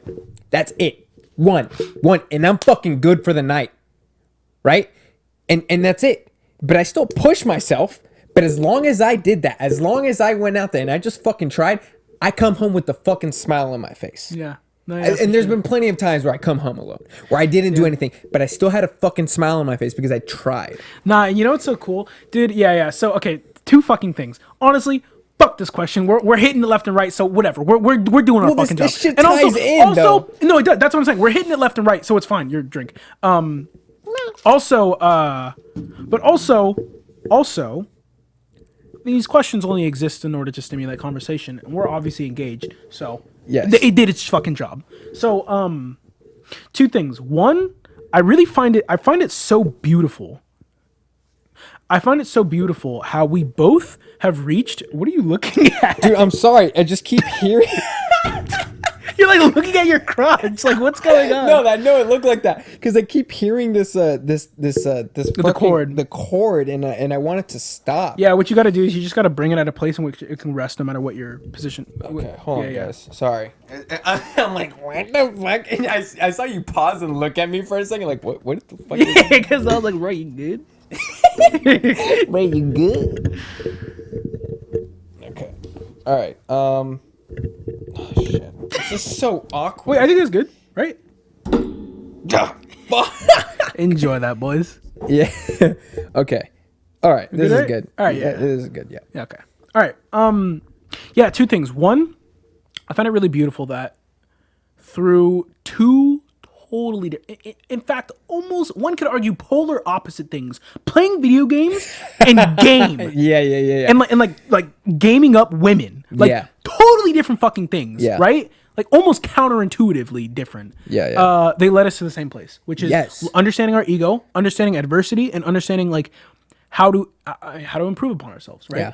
So first of all, that's fucking awesome, and yeah, Universal principles, man. yeah, man, Universal. yeah, and one thing, I mean, one of the reasons why I was so heavily attached to League of Legends was the fact that it had taught me so. I felt like the game had taught me so much about life. I wanted to continue learning about life. Therefore, I felt like I had to continue playing the game. Dude, that was the same with me. With really? pickup, it was like I fell in It was love your with mentor. it, dude. Yeah, you fall in love. You're like, oh, thank you so much. You've given me so much. But then, like, and I don't know if I realized this or if I just accepted that, like, this is no longer bringing me happiness. I have to move on no matter what. But I realized from moving on that, like, no. The game didn't teach me about life. I learned about life through the game. Yeah. I can still learn about life just through other shit. Yes. It's fine. Yes. And like I really like let go of my attachment to it. And bro, I haven't played this shit in like a month at least. Yeah, that's it's crazy, good. bro. I used to play 8 hours a day at least. And honestly, dude, that's the same thing with me in pickup because pickup can get like pretty intense, and especially it started getting to the point where it's all like if I keep doing this, I need to like make a career out of this. Yeah. Because I was getting really invested into it. Like I was going out 4 to 5 times a week, and I was approaching just everywhere I went, and it get to the point where it's like, dude, like how am I gonna get money if I just keep doing this? Like I need to get a job, I need to like make income, I need to focus on all these other things, and it got to the point where it's like, okay, like I'm at a sticking point right now. I need to back off. I can come back to it later. Yeah. You know what I mean? And that's another really fucking massive thing. Understanding that like you don't. I don't know. This is a me thing, but sometimes I feel like I have to seize the moment. I have to do this now. I have to do this now. But yeah, you can come back to it later. Yeah. Nothing's stopping you from fucking gaming. Nothing's stopping me from playing. Like nothing. Nothing. It's beautiful. Right? Like you could find your passion and this and that, and then jump back on League later if you wanted to. Exactly. You know what I mean? Yeah. 100%. And you can still learn through life through League. You know? Yeah. Maybe it wouldn't be that you won't be as sharp as you were before. Exactly. And maybe I'm not as sharp as I used to be before, but it's I don't know, it's something beautiful that you've learned with, and it's stuck with us, Yeah, so that was the first thing, but the second thing, which I'm forgetting and I'm trying to remember, is I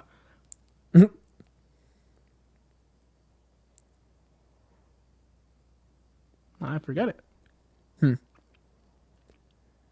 Talked about pickup. We talked Yeah, we about talked league. about pickup.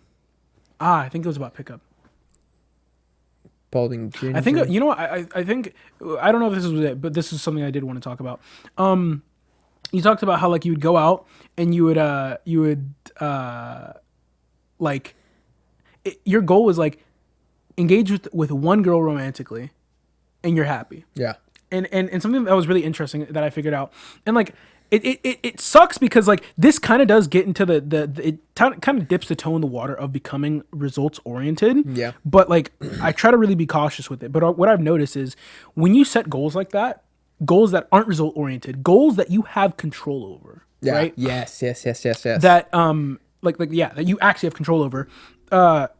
Often you're just successful. Yeah. Often things just go well, It's and like you end up achieving what you wanted to achieve, what you felt like you probably couldn't achieve, but you end up achieving it because your performance was enhanced by not trying to achieve it. Exactly. And this showed when I did pickups because I would, approach multiple girls throughout a day. And so what I did is when I approached that way, where it's like, just try, I go up and I tried, right? And get rejected. Whatever. Maybe I didn't. Whatever. Maybe I got the number, this and that. But then I would congratulate myself, no matter how the interaction went. No matter like oh my God, like there'd be times where like they'd just be like, look at me and like think I'm a fucking creep, and I'm like, no, okay, yeah. And that shit hurts, bro. That shit hurts, right? And you're like, you know what, Mondo? You fucking tried. You fucking did it, though. And now I'm still in a good mood, giving more motivation to talk to the next one. I was hoping you were gonna say that. And then what you do is you just add a little bit more. Just add a little bit more to the interaction. And dude, you just get in this upward spiral out. Now, if I I have been in the position where I beat up myself for every single approach, dude, oh my God, it sucks, dude. Right? You go approach and you're just like, beat yourself up because it didn't go. And so, okay, I gotta go try for the next one. And then now you're in a worse mood. Now you're in a creepy mood. Now you're not yourself. And girls just fucking smell that shit. For sure. They fucking smell that shit from a mile away and just bang, bang, bang. You're just in downward spiral after every approach. Yeah, and I think it's really interesting how that works. I think really the difference. I think the difference is when you're results oriented, you begin to enjoy less and less the process. Yes. And so, and that's something exactly. that's actually something that's like I feel like it's my most recent struggle. When I stopped playing League, for at least like a month, going about my life was so fucking difficult because there was just massive time hole in my life, 8 hours a fucking day at least, and plus just entire days on like weekends and shit like that, in which normally it was filled by something and it just wasn't now. Yeah. And I was like, what do I do? Like, what am I going to do with my life? So I would think of things, and all of them would suck cock because of the fact that they were all things that I was trying to do because I wanted something out of it. Yes, like dude, I would do all these things. Like, I want this out of it. I want this out of it. I want this out of it. And it came to a point which I wasn't even trying anything because I was just like, I want this, but then this is gonna feed my ego, and okay, I can't do that. I want this, but then this is gonna. I want this out of it, and it really, I realized how detached I was from enjoying the process of something. Yeah. Because of the fact that I was because of the fact that I had wired myself so closely to becoming results oriented. Yeah. And so along with this, we go back to what you were talking about with when you actively set goals of I'm going to do this, not I'm going to accomplish this, not this is what's going to happen because of my actions, just I'm going to do this, and then you succeed, no matter what the result is, you are fulfilled. Yeah. You're rewarded because of the fact that you still achieved your goal. You just chose the right kind of goal. Yeah. Right? So basically when you set these kind of goals, and I feel like this is almost like a rule that you could set. How you know that you're setting the right kind of goal is that when you achieve the goal, this isn't fucking good. Let's throw it out the window. Okay. Basically, essentially, when you set that kind of goal, even if you fail, you want to try more. Yeah. Oh yeah. Right? Oh and yeah. you're still like, okay, well that was kind of fun. Right? Yeah. Like, okay, cool. It's enjoying the process. Exactly. You know what I Enjoying mean? the process. You had like, yeah, you just learned to have fun with it, man. Yeah, dude. Like, I don't know. Yeah, you just learned to have fun with it, and I yeah. I mean, that's all I was gonna Example say, yeah. would be this podcast.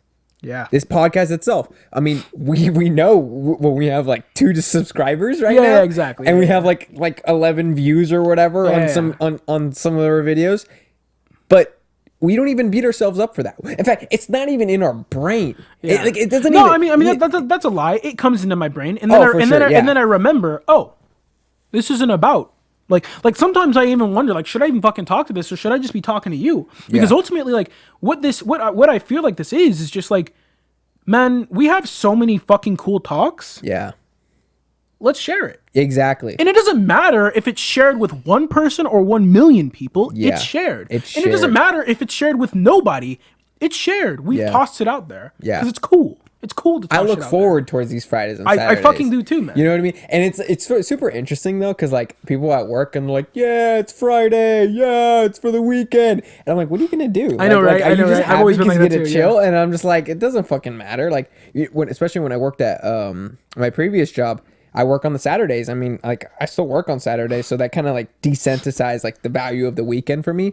But like, dude, when I got this job, I was so fucking bored before I did this podcast. I was like, dude, what am I doing? Like, I don't give a shit that it's the fucking weekend. I want to work. I want to do a passion. And it's like, now I'm excited for the weekends because I get to do these fucking podcasts. You know what I mean? for It's, sure. it's not because of, like, we could do this shit on a fucking Tuesday and I'd be fucking happy. Like, that Tuesday would feel like a Friday. Yeah. You know what I mean? Nah, for sure. And that's a really interesting thing. And I think that kind of goes into like something I wondered, because there were so many people who like, man, they wanted free time. Yeah. They you know, I don't like my job. I don't like going to work because I enjoy my life more when I'm at home doing XYZ. Yeah. And like I really like, for even while playing League, I lost that. I didn't have that. I just realized what I'm going to is really stupid. I also have to piss really fucking badly, which is horrible timing. How long have we been going? We've been a minute. No, not a minute. An hour and 1 minute, bro. An hour. That's a and crazy drug. laced DMT. Exactly, coffee, bro. Like, what the fuck? 1 minute? An hour. You can go. We can Bro, take if a you little put break. Right? ayahuasca in my coffee, I'd thank you, bro. That'd be a fun fucking time. I mean, this shit wouldn't be cool, but that'd be really fun. Not fun, but really cool. I really want to do DMT. We should fucking do it together. I'm chilling on that. Oh, you're bro. chilling on I'm DMT? chilling, bro. I'm not fucking that. Really? Yeah, no, fuck that. Why not? I don't think I'm ready for that. That's respectable. Yeah, fuck that. Do you Plus, think I mean, do you think you'll be ready someday? yeah, yeah, for sure. But oh man, this is another topic. But like, For sure. Yeah. Anyways, Step one. I mean, we can kind of go into it if you want. yeah, but you need to take a piss. We'll take a true. break right here for like, I don't. Well, I'm gonna cut it out anyways. Yeah.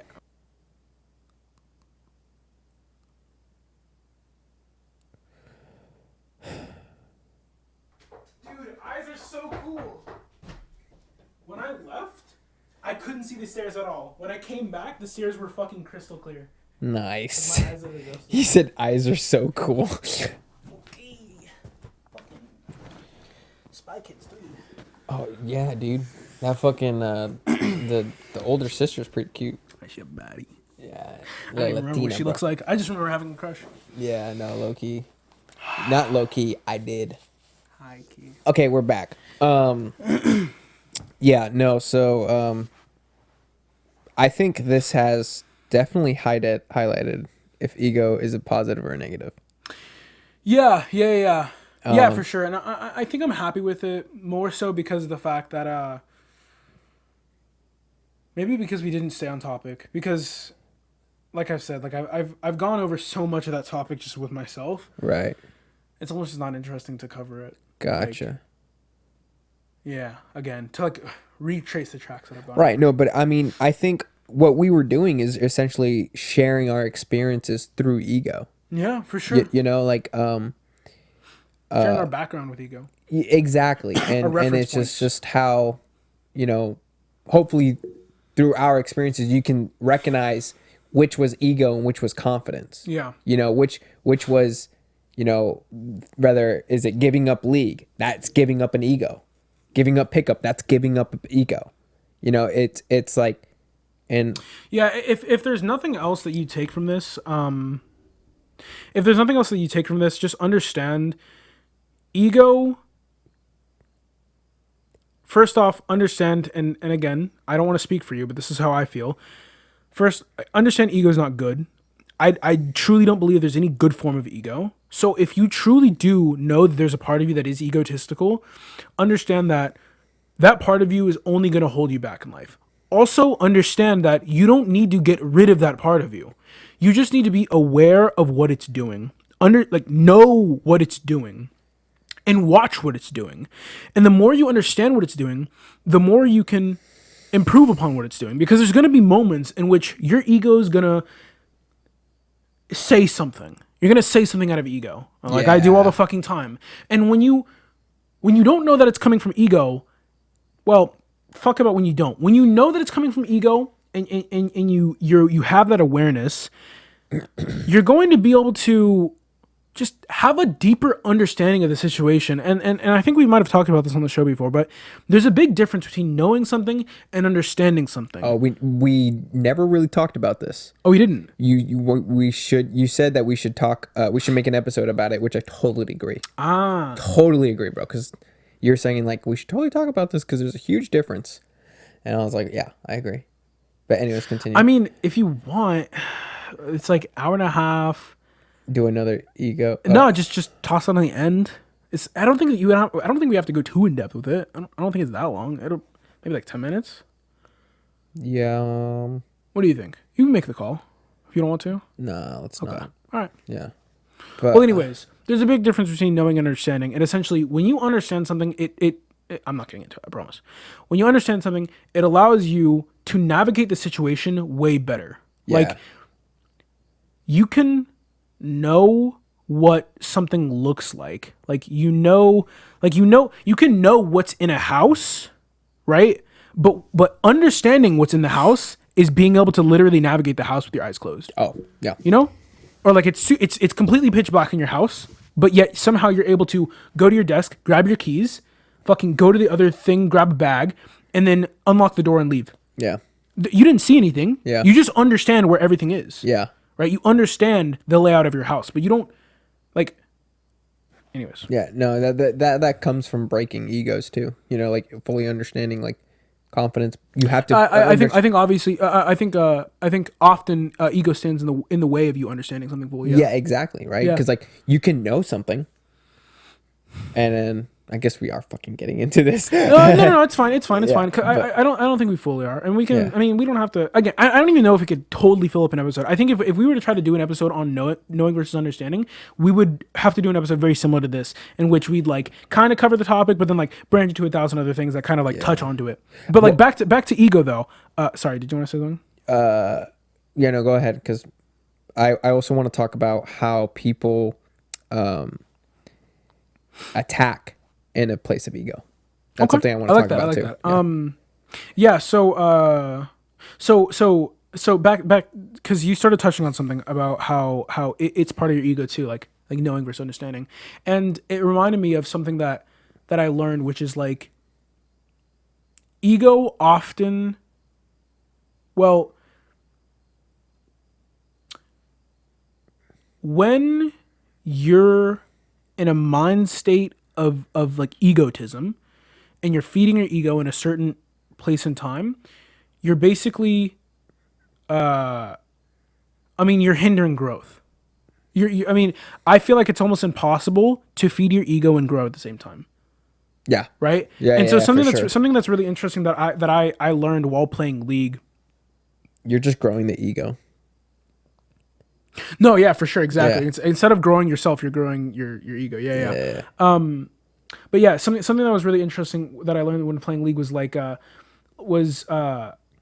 when I would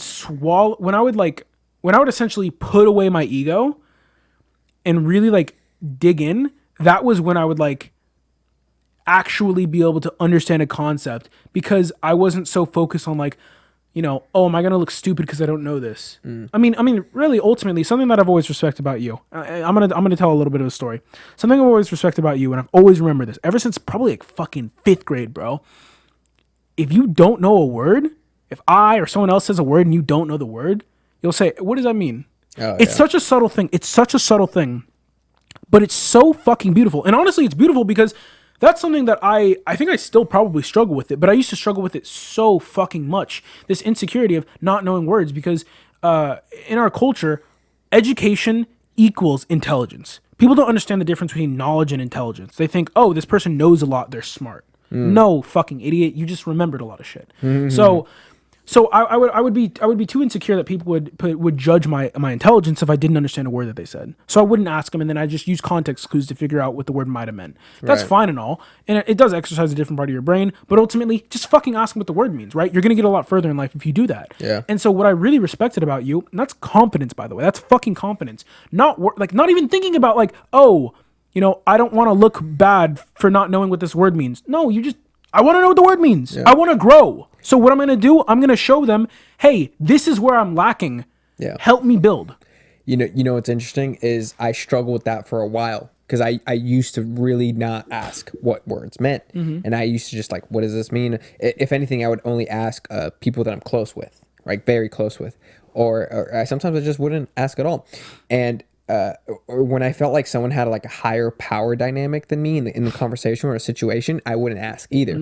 And so it's after I did pickup, did pickup, and my confidence was growing, and that inner core started growing, and everything. That's when I got more and more comfortable with asking what words don't mean. And so now I don't even mind asking my fucking boss what that word means, or asking a fucking stranger what that word means, because it's like, yeah, I don't know what that words means. And it's so interesting because like they're like, you don't know what words mean, and you go, no. And when you ask, when you just repeat yourself, or you say that no in a very calm way, Yeah. they look stupid and they catch themselves and they go, oh, I'm overreacting. And then now they're qualifying for you. Yeah, for sure. You know what I mean? I definitely think a lot of times there's a paradoxical nature within social conflicts. Dude, this world is so paradoxical, it's crazy. Oh my and we God. can go into paradoxes. Oh my God. Oh, I know, yeah, right? no, we can go into holy paradoxes. shit. Yeah, that's a dude. rabbit hole. There's a video that I think me and you need to watch about paradoxes so we can explain it. Oh shit. Okay, I'm Because down. Yeah. I accidentally clicked on it and You accidentally stumbled upon something amazing. yeah, and then basically like this guy was explaining that there's like a scientific method that's proven how like why like that there are things called paradoxes and why they do that and everything, and like he sums it up in a non-mathematical way and to be very graspable. So it can be grasped. for So sure. I think Easy to digest. yeah, exactly. Interesting. It's like Okay. it's like 2 hours long, so we'd have to For sure. Yeah. But anyways, so it's very paradoxical. There's a lot of social paradoxes in which by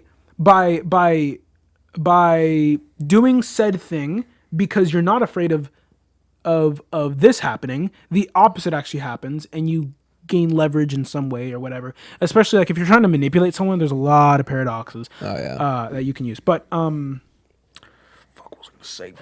Fuck my brain. Anyways, yeah, you were gonna say something actually.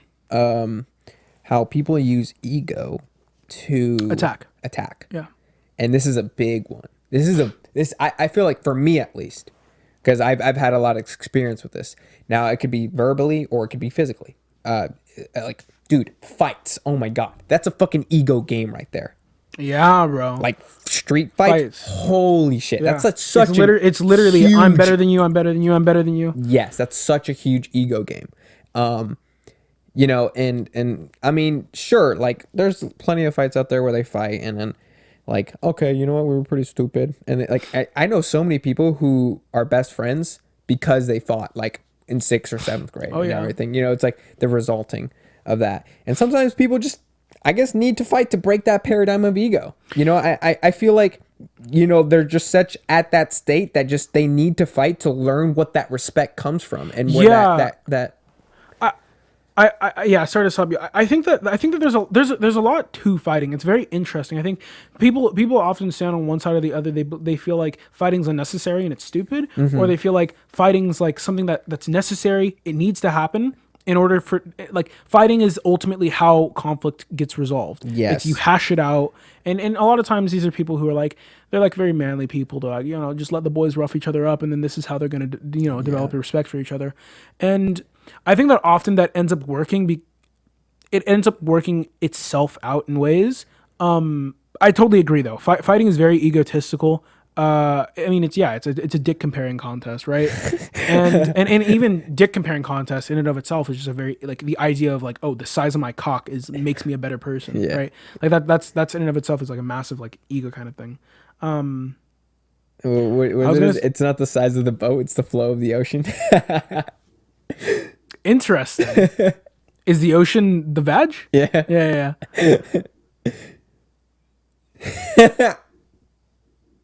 I mean, that's still results oriented, but yeah, kind of. Yeah, no, for sure. But that's another topic where it's like ego. Like if ego is not taken in a fighting form, then it's taken to a verbal form. For sure. Like you have to understand. Well, it just becomes a verbal fight. Exactly. Like you're still fighting. It's still ego. You're still competitive. There's still hurt feelings involved on both things, right? Fighting, I think, leading results to hurt feelings and hurt physicality. Verbal just kind of hurts verbally and like emotionally, like hurt feelings and everything like that. Yeah. And I think fights are really interesting because I feel like okay, I just realized because I was asking myself why are conflicts resolved when you fight, and I feel like, and you can give I want your input on this. I feel like conflicts are resolved when you fight because the winner is able to live with the situation now because they know, okay, I was right. I can beat this kid's ass. I was right. And then they feel good about themselves and they've now validated themselves. Yeah. And so, they back off. And then the loser has been humbled. And the loser now can look at themselves and be like, okay, you know what? He wins. Yeah. And the loser can now just take a step back and be like, he wins. You know what? He was right. He wins. And really, in a really interesting way, in a paradoxical way, the loser usually ends up being the winner because the loser had the reality check and now the loser is able to accept a situation and actually gain a level of respect for this person. Right. Whereas the winner, I feel like sometimes the winner respects the loser because it's like, oh, well, at least he fought me. But usually I feel like the winner just boosts himself back up and gets a bigger ego. Yeah. And you've been in fights before and I've never been in a fight. And you've seen how after a fight, the person will like say what's up to you later. And like just kind of like, oh, what's up, Jordan? Yeah, fights are really interesting because a lot of times it feels like you've been through something with that person. Yeah, I mean, it's a very unique dynamic. You've been through something with a bond or something. Yeah. There's something that there is a moment that you shared with that person that, I mean, unless you fight a fuck ton, that you just haven't shared with a lot of other people. Yeah, and I think especially when you're a level-headed person, it's really easy for me to like converse and associate with people who I've fought with because I don't even remember a time in which I have lost. And so, because of that, I'm usually able, okay, I'm getting way too fucking deep in the rabbit hole, but, yeah, continue. Sorry. Yeah. So anyways, fighting is another big ego, argumentative or just physical fighting as well. And one thing that was very egotistical, by the way, what I did. Hey, we're on the topic of ego. Exactly, right? Yeah. By the way, that was my fucking ego having to say that I win the majority of the fights that I take. Yeah. The vast majority. Yeah, because you didn't need to say that, but you said I didn't. Exactly. And I think I might have even begun to create some kind of fucking narrative in which I wanted to tell a story just so I can say that. Yeah. I think so. But then you caught yourself. Yeah, but I caught myself because I realized I didn't have a real fucking story. So I caught myself for the wrong reason. Okay. But at least you're honest. Yeah. And I also feel bad because I keep on cutting you off. No, we cut each other off. This is like... Yeah, but I cut you off a lot more. And that's not me trying to be egotistical. That's me just genuinely like not being happy with myself. Well, for sure. Because Yeah. It is what it is. Basically, like when it comes to... What I'm trying to say is when you tell someone the truth, right? Like this is why the truth hurts. This is why the truth burns. It's because you're essentially burning the ego, right? So, for example, let's say that, oh shit, what's a truth that's hard for people to accept? There's just so many. It's like a truth that's hard for people to accept. I mean, one big one is that you don't have control over your life, or like that. Or maybe like you can't just let faith decide what you want. or like you can't let faith control your life. Like you have to take action. To the people who are overly faithful. I don't think that's a hard truth to swallow. Maybe a hard truth to swallow is Well, for like some people it is, especially Christians. that you can't let fate decide your life. Well, the thing is, you can let fate decide your life. You just might not know, like the outcome. Yeah. Yeah. Yeah. No, you can. Right. Right. Oh, okay. I see what you mean. Yeah. But there's also that thinking of where like you could achieve more if you had this balance of you are in control of your life, yet also faith is on control in your life, versus of all faith is just controlling your life. Yeah, for sure. But I'm not sure that anybody even goes about their life believing that. Are you saying faith or fate? Faith. Faith. Oh wait. Fate. I think fate. Hold on. I would imagine it's fate. Because fate is what you don't have control over. Yeah, exactly. Right? Fate is the inevitable. Yeah. So yeah, I feel like even the people who go about their life believing that fate is in control, they still don't believe that, because if fate is in control, why get out of your bed, right? You're either gonna die or not, right? But that thought doesn't even go around in their head, though. I feel like. What do you mean? Why get out of your bed? Because like fate is in the hands, and I need to go out there. Huh? Well, it's like it's weird. It's like I guess what I'm trying to say is like, well, maybe my perspective is skewed, which I can see, but I'm gonna talk about Christians here, right? Yeah. Where Christians stereotypically believe that, hey, you know what? I don't need to fuck.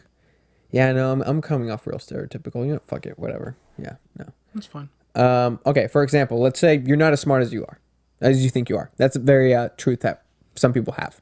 Right? Like that's hard. That's a hard pill to swallow for some people. Yeah, for egotistical people, yeah. Yeah, right. It's like you're not as smart as you think you are, and yeah, a good example of that is when I went to Colorado with my girlfriend at the time. I felt like I had life not figured out. Nah, I felt like I had life figured out. Like I felt like I had this shit figured out as far as I needed it figured out to not fail. You know, relatively speaking, and so I was like, you know what, I'm making the right choice. I had so much confidence in myself. I don't even know if I was confident, but I was so committed to what I wanted and believing that it was right for me. And then when I realized, oh shit, it's not like it. Not that it was. I gained a lot from it, so it's not that I think that it was bad for me, but it wasn't right for me. Right. And I know it wasn't right for me. I know it wasn't like what I should have done, and I know that I was doing it for the wrong reasons. And so when all of my doubts were confirmed, and those are the doubts that I was like, no, you're wrong doubts, like you're pushing me away, all the things that people had told me before I left, like, and I don't even know if these people had fucking told me. That's the crazy thing. I had this judgmental voice in the back of my head, and it was the voice, it was a culmination of everything. My father, other friends that I knew, other people who maybe I look up to, and okay, I'm not gonna, dude, my fucking ADHD. And so in this culmination of them, it was a voice, and it was telling me all the fucking things that like actually happened. And it was saying, I fucking told you so. You were fucking wrong. I had been telling you this entire fucking time that this shit wasn't gonna fucking work out. And I realized, like, holy shit, I don't even think anybody fucking said any of this shit. Like, it's just shit that like that I already felt in the back of my head, and like I just projected those thoughts onto the people around me as if they had fucking told me this. yeah. So yeah, that was a really hard pill to swallow, realizing that I was wrong, and that I wasn't as smart as I thought I was, that I didn't have life as figured out as I thought I did. Yeah.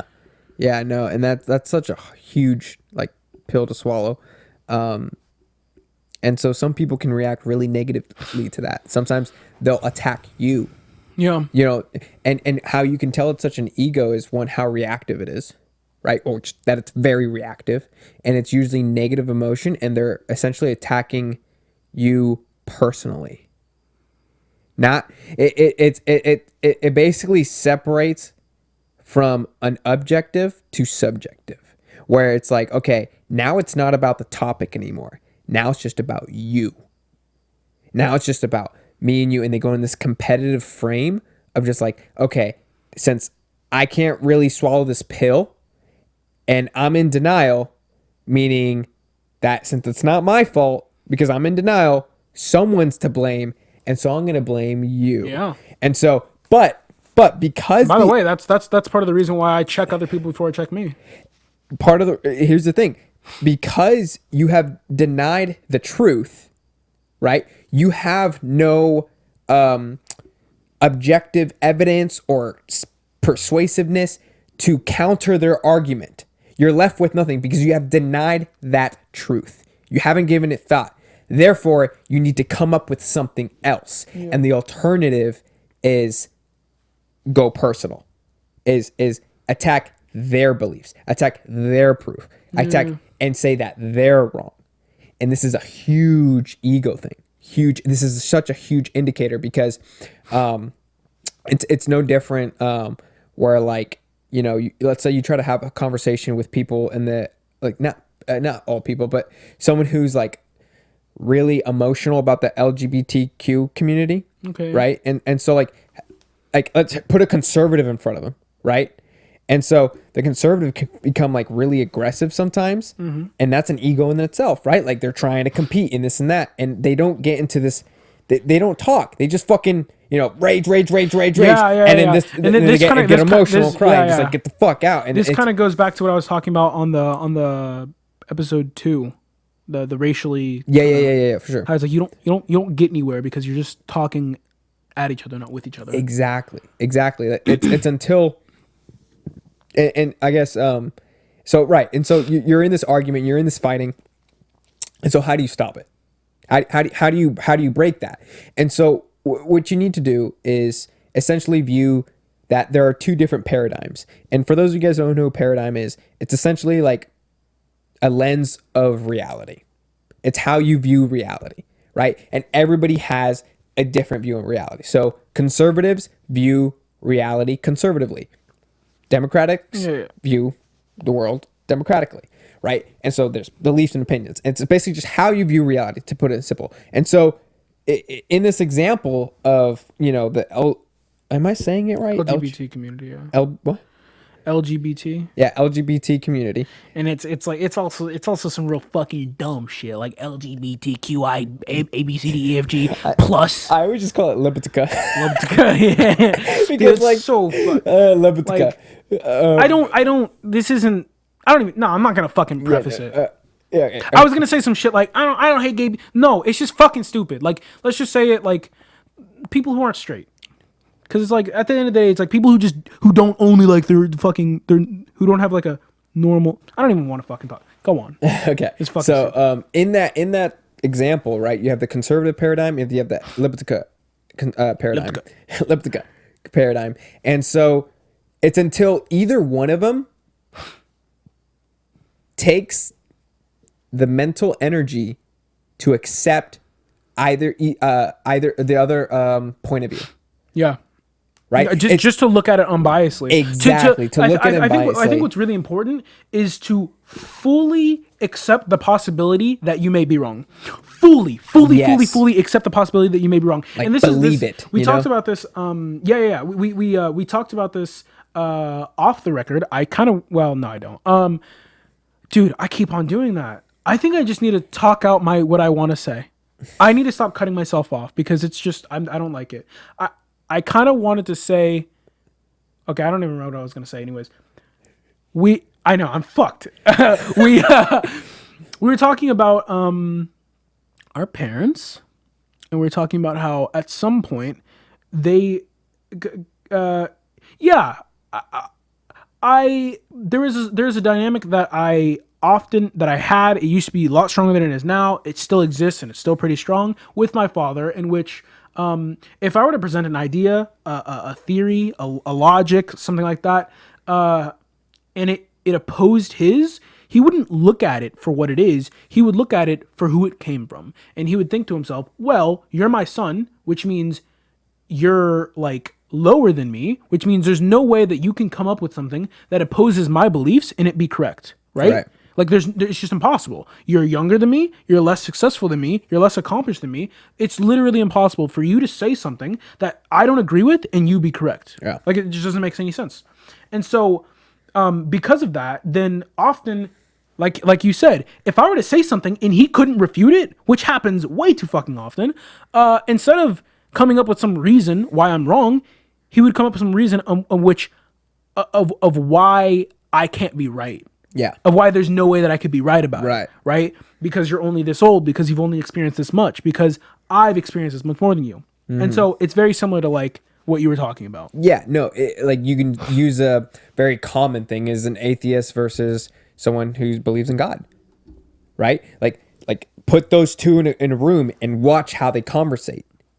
They can go on for hours. Yeah, and hours just talking about the same fucking bullshit. And this is a lot of reasons where it's like I don't even conversate with someone who is an atheist or like who is was it pragmatic when they believe in a God? I have no fucking idea. I don't know, but agnostic. Agnostic, right? And so and if I don't see that they're willing to open up their mind and take on my paradigm, and this goes to me, like I'm supposed to do this too, because I do my best when I enter a conversation. I try to go in there with an open mind, and I'm willing to pop my bubble. I'm willing to pop my paradigm. Okay, you know what? What if there is a God? Let's play this out, and I take it into reality and let it sink in, and I believe it, and then a whole bunch of questions arises, right? So many questions, and I talk to that person. Okay, what is this? What does this mean? What is this? And I just listen to their conversation. Then it's like, wow, this is a lot bigger than I thought. I have to do way more research into it. Way more. Same thing with like if I was an atheist, or like let's say if I wasn't a religious person, right? It's like, you know what? What if there isn't a God? Let's take this in, right? Let's accept this perspective temporarily and see what this person is thinking, right? Because when you realize it, you're essentially talking two different languages. They're two different, like no, but it's essentially two different languages because in order to learn a language, in order to speak the language, you need to learn the language. So in order to counter a language, you need to learn how to speak that language, is what I'm trying to say. I think I get where you're going with it. I don't necessarily agree with your explanation of it, but I think I totally understand what you're saying. I think you can't, most of the people, okay, so it's really interesting. I learned about this in church, and I'm not even sure if it's totally true, but I think there are aspects of it that are true, if nothing else. A lot of people who have tried to prove Christianity wrong, what they've done, and these are smart people, by the way, and this is a smart thing to do. If you want to prove Christianity wrong, what you need to do is start learning about Christianity. Yes. Go to fucking church, homie. Yeah, dude. Pick up the Bible and read that shit front to back a few times, Yes, right? Really exactly. soak that shit in and like really understand it contextually too. Yeah. And then at that point, if you still don't believe it, you'll have basis for not believing it. Exactly. You're not just gonna believe it because, oh well, I don't see a God. I pray and nothing happens, so there ain't no God. You're gonna have a reason for why, and there's gonna be grounds to your understanding of why. And I think that's what you're talking about. Learning the language. You need to understand what they're saying in order to understand why they're wrong. Yeah. And in order to understand what you're saying, you need to fully listen to them attentively. One of the reasons why people don't even do that, though, is because it's like an ego thing, and they don't want to get adapted into the religious cult. They don't want to get turned, dude. And essentially. that's crazy. That's crazy. Oh my fucking God. Meaning that there's significance in it. Yeah. Right? So something that's really interesting, and this is a problem that I actually kind of have with the church, if I can say that. Because by the way, I don't know if I should consider myself Christian, but fuck it, I'm just gonna fucking say it. Yeah, I'm Christian. I believe in. I'm spiritual, I guess. I'm not 100% sold on the Christian God, and it's really interesting because I still do things towards that Christian God. I pray in a way that a Christian would pray. I tithe every single fucking paycheck twice a month. I tithe 10% of my paycheck. And quite honestly, I'm happy with it, which is the reason why I keep on doing it. That's another interesting thing. Yeah. the church says one thing, and it's very interesting. The church says there's only one thing that you can test God on. Other things you have to have faith in. Have faith, and then God will reveal himself. But this is the one thing you can test him in, and that's your finances. Give him your finances and test him, and he will show you that he'll reward you, essentially. You can test him in this. You can be skeptical, not be faithful, and just do it. Yeah. And I've done this, and I have to fucking say, man, all I know is that I'm financially blessed. That's all I can fucking say, man. Yeah. And that's all I can say. Anyways, so yeah, the church says, hey, don't watch these kind of movies because it'll taint your mind, right? Yeah. Don't listen to this kind of music. Don't listen to these kind of people. Hey, watch who you're hanging around because et cetera, et cetera. And it's all about, and like, I get it because there's merit to it, right? There's merit to it. They gave all these analogies. Like you take this pure, clean water and you drop some food coloring in it. It's no longer pure and clean. It's tainted and it's like purity and all that shit. Yeah. But ultimately, the way I see life is like, bro, there's truth. That was really, that sounded really Yeah, no, I heard that shit. There's truth, and then there's everything else. Yeah. Right? Whatever the fuck is not true, right? And truth is truth. It exists whether or not you want to look at it, whether or not you want to acknowledge it, whether or not you feel it, it is there. Yeah. And I promise you, it will always be there and you can't get rid of it. Yeah. And the significance about this is because I live a life in which I try not to turn a blind eye to anything because it is either true or it is not true. Yes. And I refuse to let myself like turn a blind eye to something because I've already decided it's not true. Yeah, man. Right? Yeah. And that's part of the reason why, like, I was talking to a Christian and I was talking to him about psychedelics and I was talking to him about, like, yeah, man, like, I don't know, man, there's a lot of shrooms. Like, there's a lot to some psychedelics, man. And, like, the science is very compelling. Oh, the science is very compelling. I mean, it's... And of course, a Christian would be like, well, fuck science, God. Yeah, yeah. You know, fuck science. I don't need science. I need God. Right. And that's great and all. But have an answer. Yeah. Have an answer. Like, and I think it's very Christian and very religious to not need answers, and that's fine. I don't think we need answers. Yeah. But if you're going to dismiss something, have an answer to dismiss it with. Don't dismiss it with, well, I don't need it, or well, it's irrelevant because of this. Like, have an actual reason of which why it's not good. Right. Like the sins. One sin which is really interesting, and I'm kind of trailing off, and you can tell me if it's annoying. One sin that I had a really interesting relationship with is lust. Right? That's something that's it's a concrete sin, and it's something that's just bad, right? Same. In church, you grow up and you learn, just don't lust. Don't lust, because lusting is just bad. If you lust over a woman, you might as well be having sex with her. And if you're having sex with her, that's premarital sex, and that's bad. And also they talk about how if you have sex with someone before you're married, you're essentially committing adultery, or you're potentially committing adultery because you don't know that you're going to marry her. And you don't know who they're going to marry.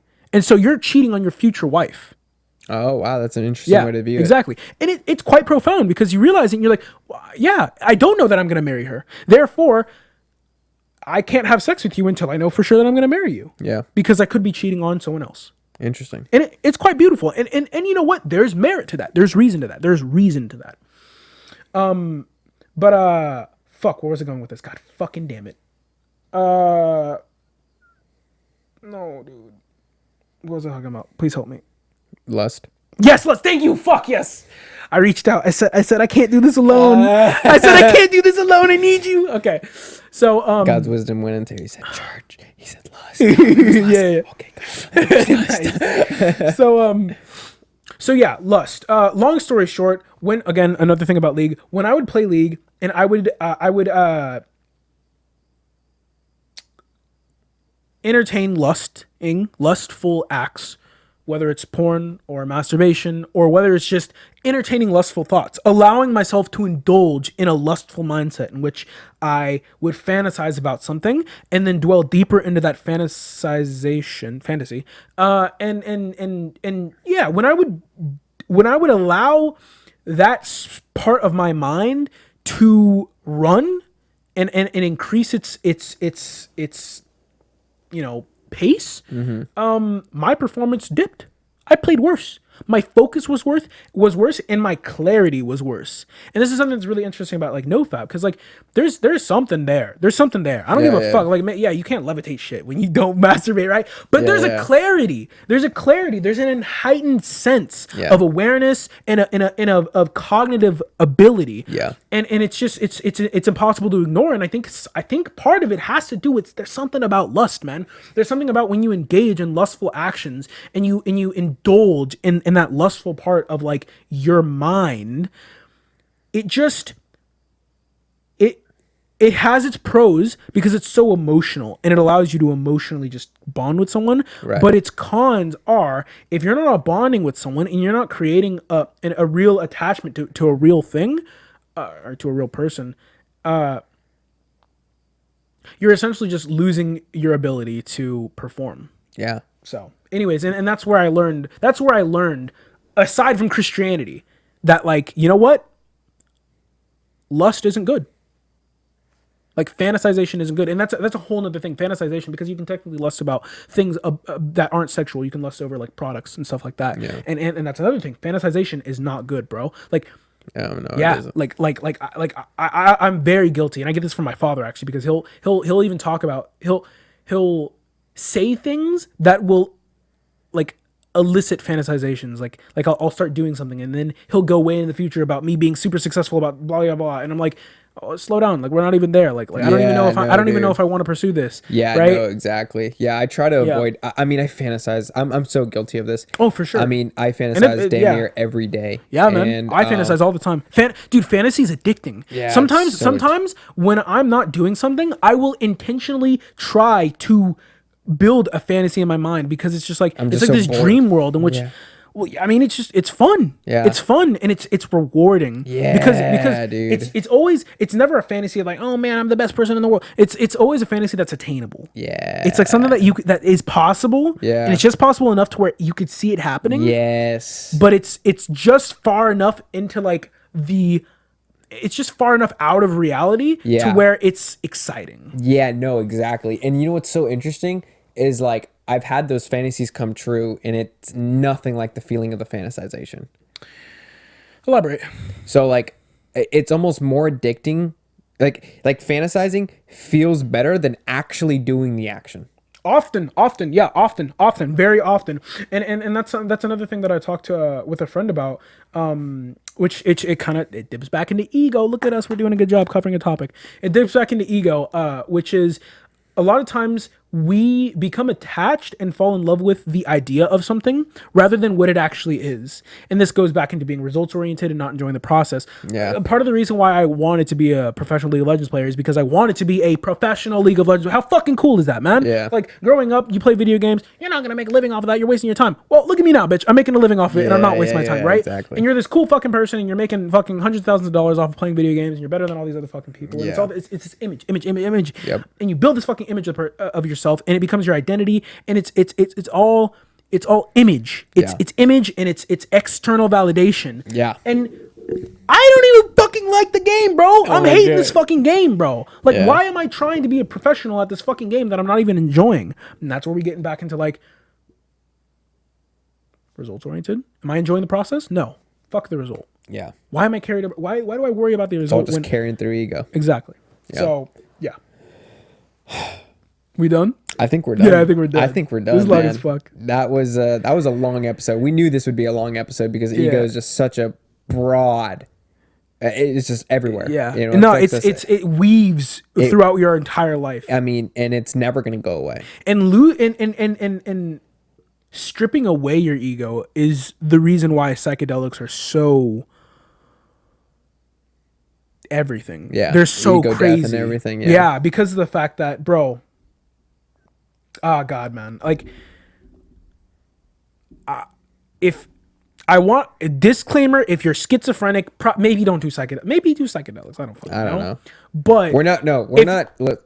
I don't give a fuck, bro. We can't. No, this is. Are you sure? It's a class fucking 1 drug or whatever the top is. It's along with heroin and meth.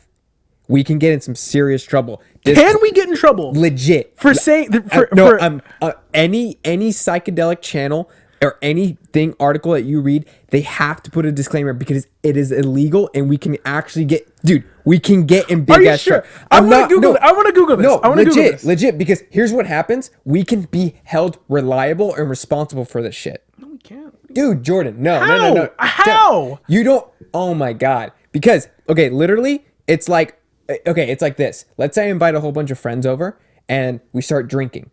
Mm-hmm. And then and our parents bought us the drink. Yeah, I'm not buying shit for anybody. Huh? Are you going to compare me to the parents? Because I'm not buying shit for anybody. What? No, let me finish. Okay, I'm sorry. And so my parents buy the drink for all of us. Okay? And so let's say they start drinking. They go, and you know what? One of them is like, all right, fuck it, whatever. They're drunk driving. They leave in the middle of the night. DUI, right? Underage. Where'd you get this alcohol? Oh, from my buddy's house, right? He's drunk. Bad judgment. They go to his house. Hey, listen, all of us are underage. Where'd you guys get this alcohol? Oh, his parents. Oh, okay. Who's held responsible? Him, easily. Why? Because we live in California. When you say him, you mean the parent? The parents, yeah. Okay, now do you understand what I'm saying by I'm not buying anything for anybody? Do you understand that now? No. The parent bought the fucking alcohol. Right. For the kid. I'm not buying shit, bro. If you do drugs, it's at your own expense. Understand that, as he's saying, it's a class 1 scheduled controlled substance. Yeah, it's fucking illegal. And carrying it will get you in a lot of trouble. Understand that. But that, like, I don't think I can get in trouble for saying that, well, okay, I'm hypothetically, I don't think I can get in trouble for saying that I think that someone should do it.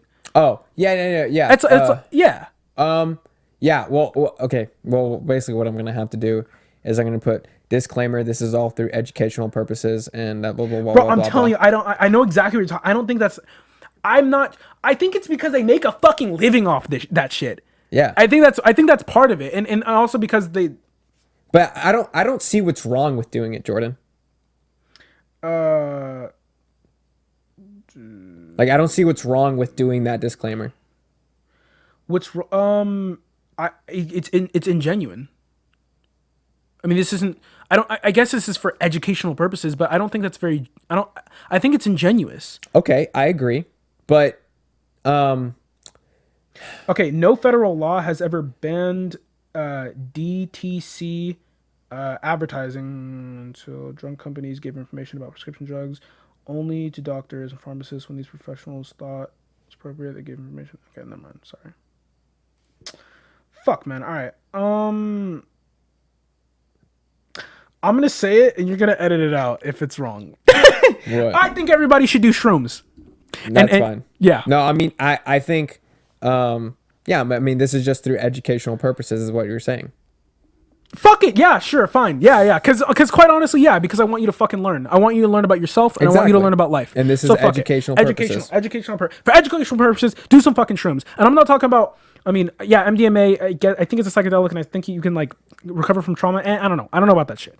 What I can say is that I've done a good amount of drugs. I've done enough drugs to say that drugs are cool, but the actual drug that isn't cool but is cool because it's not cool is shrooms and psychedelics. Because what it does is it takes your subconscious and it says, here's all the things that you're insecure about. Here's all the things that you know you should be doing, but you aren't doing for all these reasons, probably ego. Yeah. It's in the back of your head and it says, boom, it's here now. And you see it and you feel it and you know it. So have fun with it. Deal with it, you fucking loser. And then you're like, oh, okay. And then you deal with it because you have to, because this shit's going to last about 8 hours and it's in your system and it's not going anywhere. So have fun. And this is why bad trips exist, right? You know, I don't think people have bad trips when they're not, when they don't have something they need to fucking deal with. You know what I mean? Yeah, no, for sure. There's a lot to go into it. Yeah, man. Like, dude, I had such a good fucking trip when I was in a healthy place in my life, and then I did shrooms again, and it was a higher dose. But I had I don't know if it was a bad trip. It was a pretty bad trip. It was a traumatic kind of trip. Yeah. But it was when I was in the height of me just fucking grinding my life away playing League of Legends, and I wasn't happy with it. Yeah. And the trip didn't. I rejected a lot of the things about League of Legends because of my ego. Yeah. But, well, I don't want to get into it, but it taught me a lot. It taught me a lot, and it's great. And ask anybody who does psychedelics, and they're going to tell you they've always learned something from it. Yeah. No, for sure. Yeah. All right. I think we're good. Yeah, we're fucking. I think good. we're. All right, peace out, fucking losers. Whoa! That terrible fucking outro. Get the fuck back in your lane, you fuck. Jesus. Okay, guys. So, is having a big ego positive or negative? We've hopefully just answered that in a very long way. Short answer: it's absolutely gang negative. bang that question, bro. We fucking bukkake That's a cum good shot way that to say bitch. it. Yeah, Gang banged it. Yeah, no, for sure. hit it in every hole possible. Yeah. Having a big ego is extremely negative.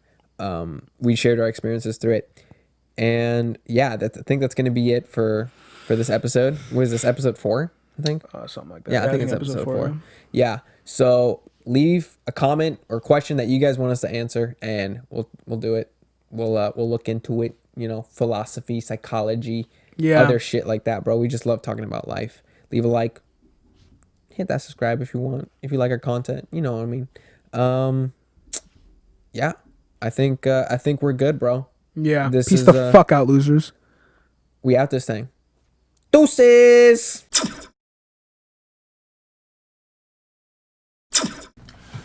Is that how I do them? Yeah. Fuck.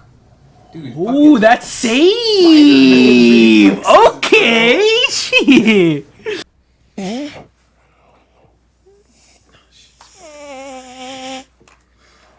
even lose. Fuck.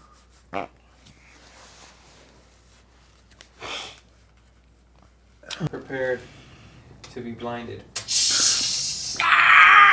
I remember a League of Legends player once said like a good way to not get tilted was think about that one game and think about how little that game's gonna matter in a year. Yeah. Ooh, that's a good way exactly. to say it. Yeah. And then it just like, oh, it doesn't fucking matter. Yeah, bro. no, that's a it really means good nothing. way of saying it. Exactly. I like that a lot. Yeah. So like, I don't know, man. It just feels like I don't feel like I have all the answers, but I feel like my problems currently like.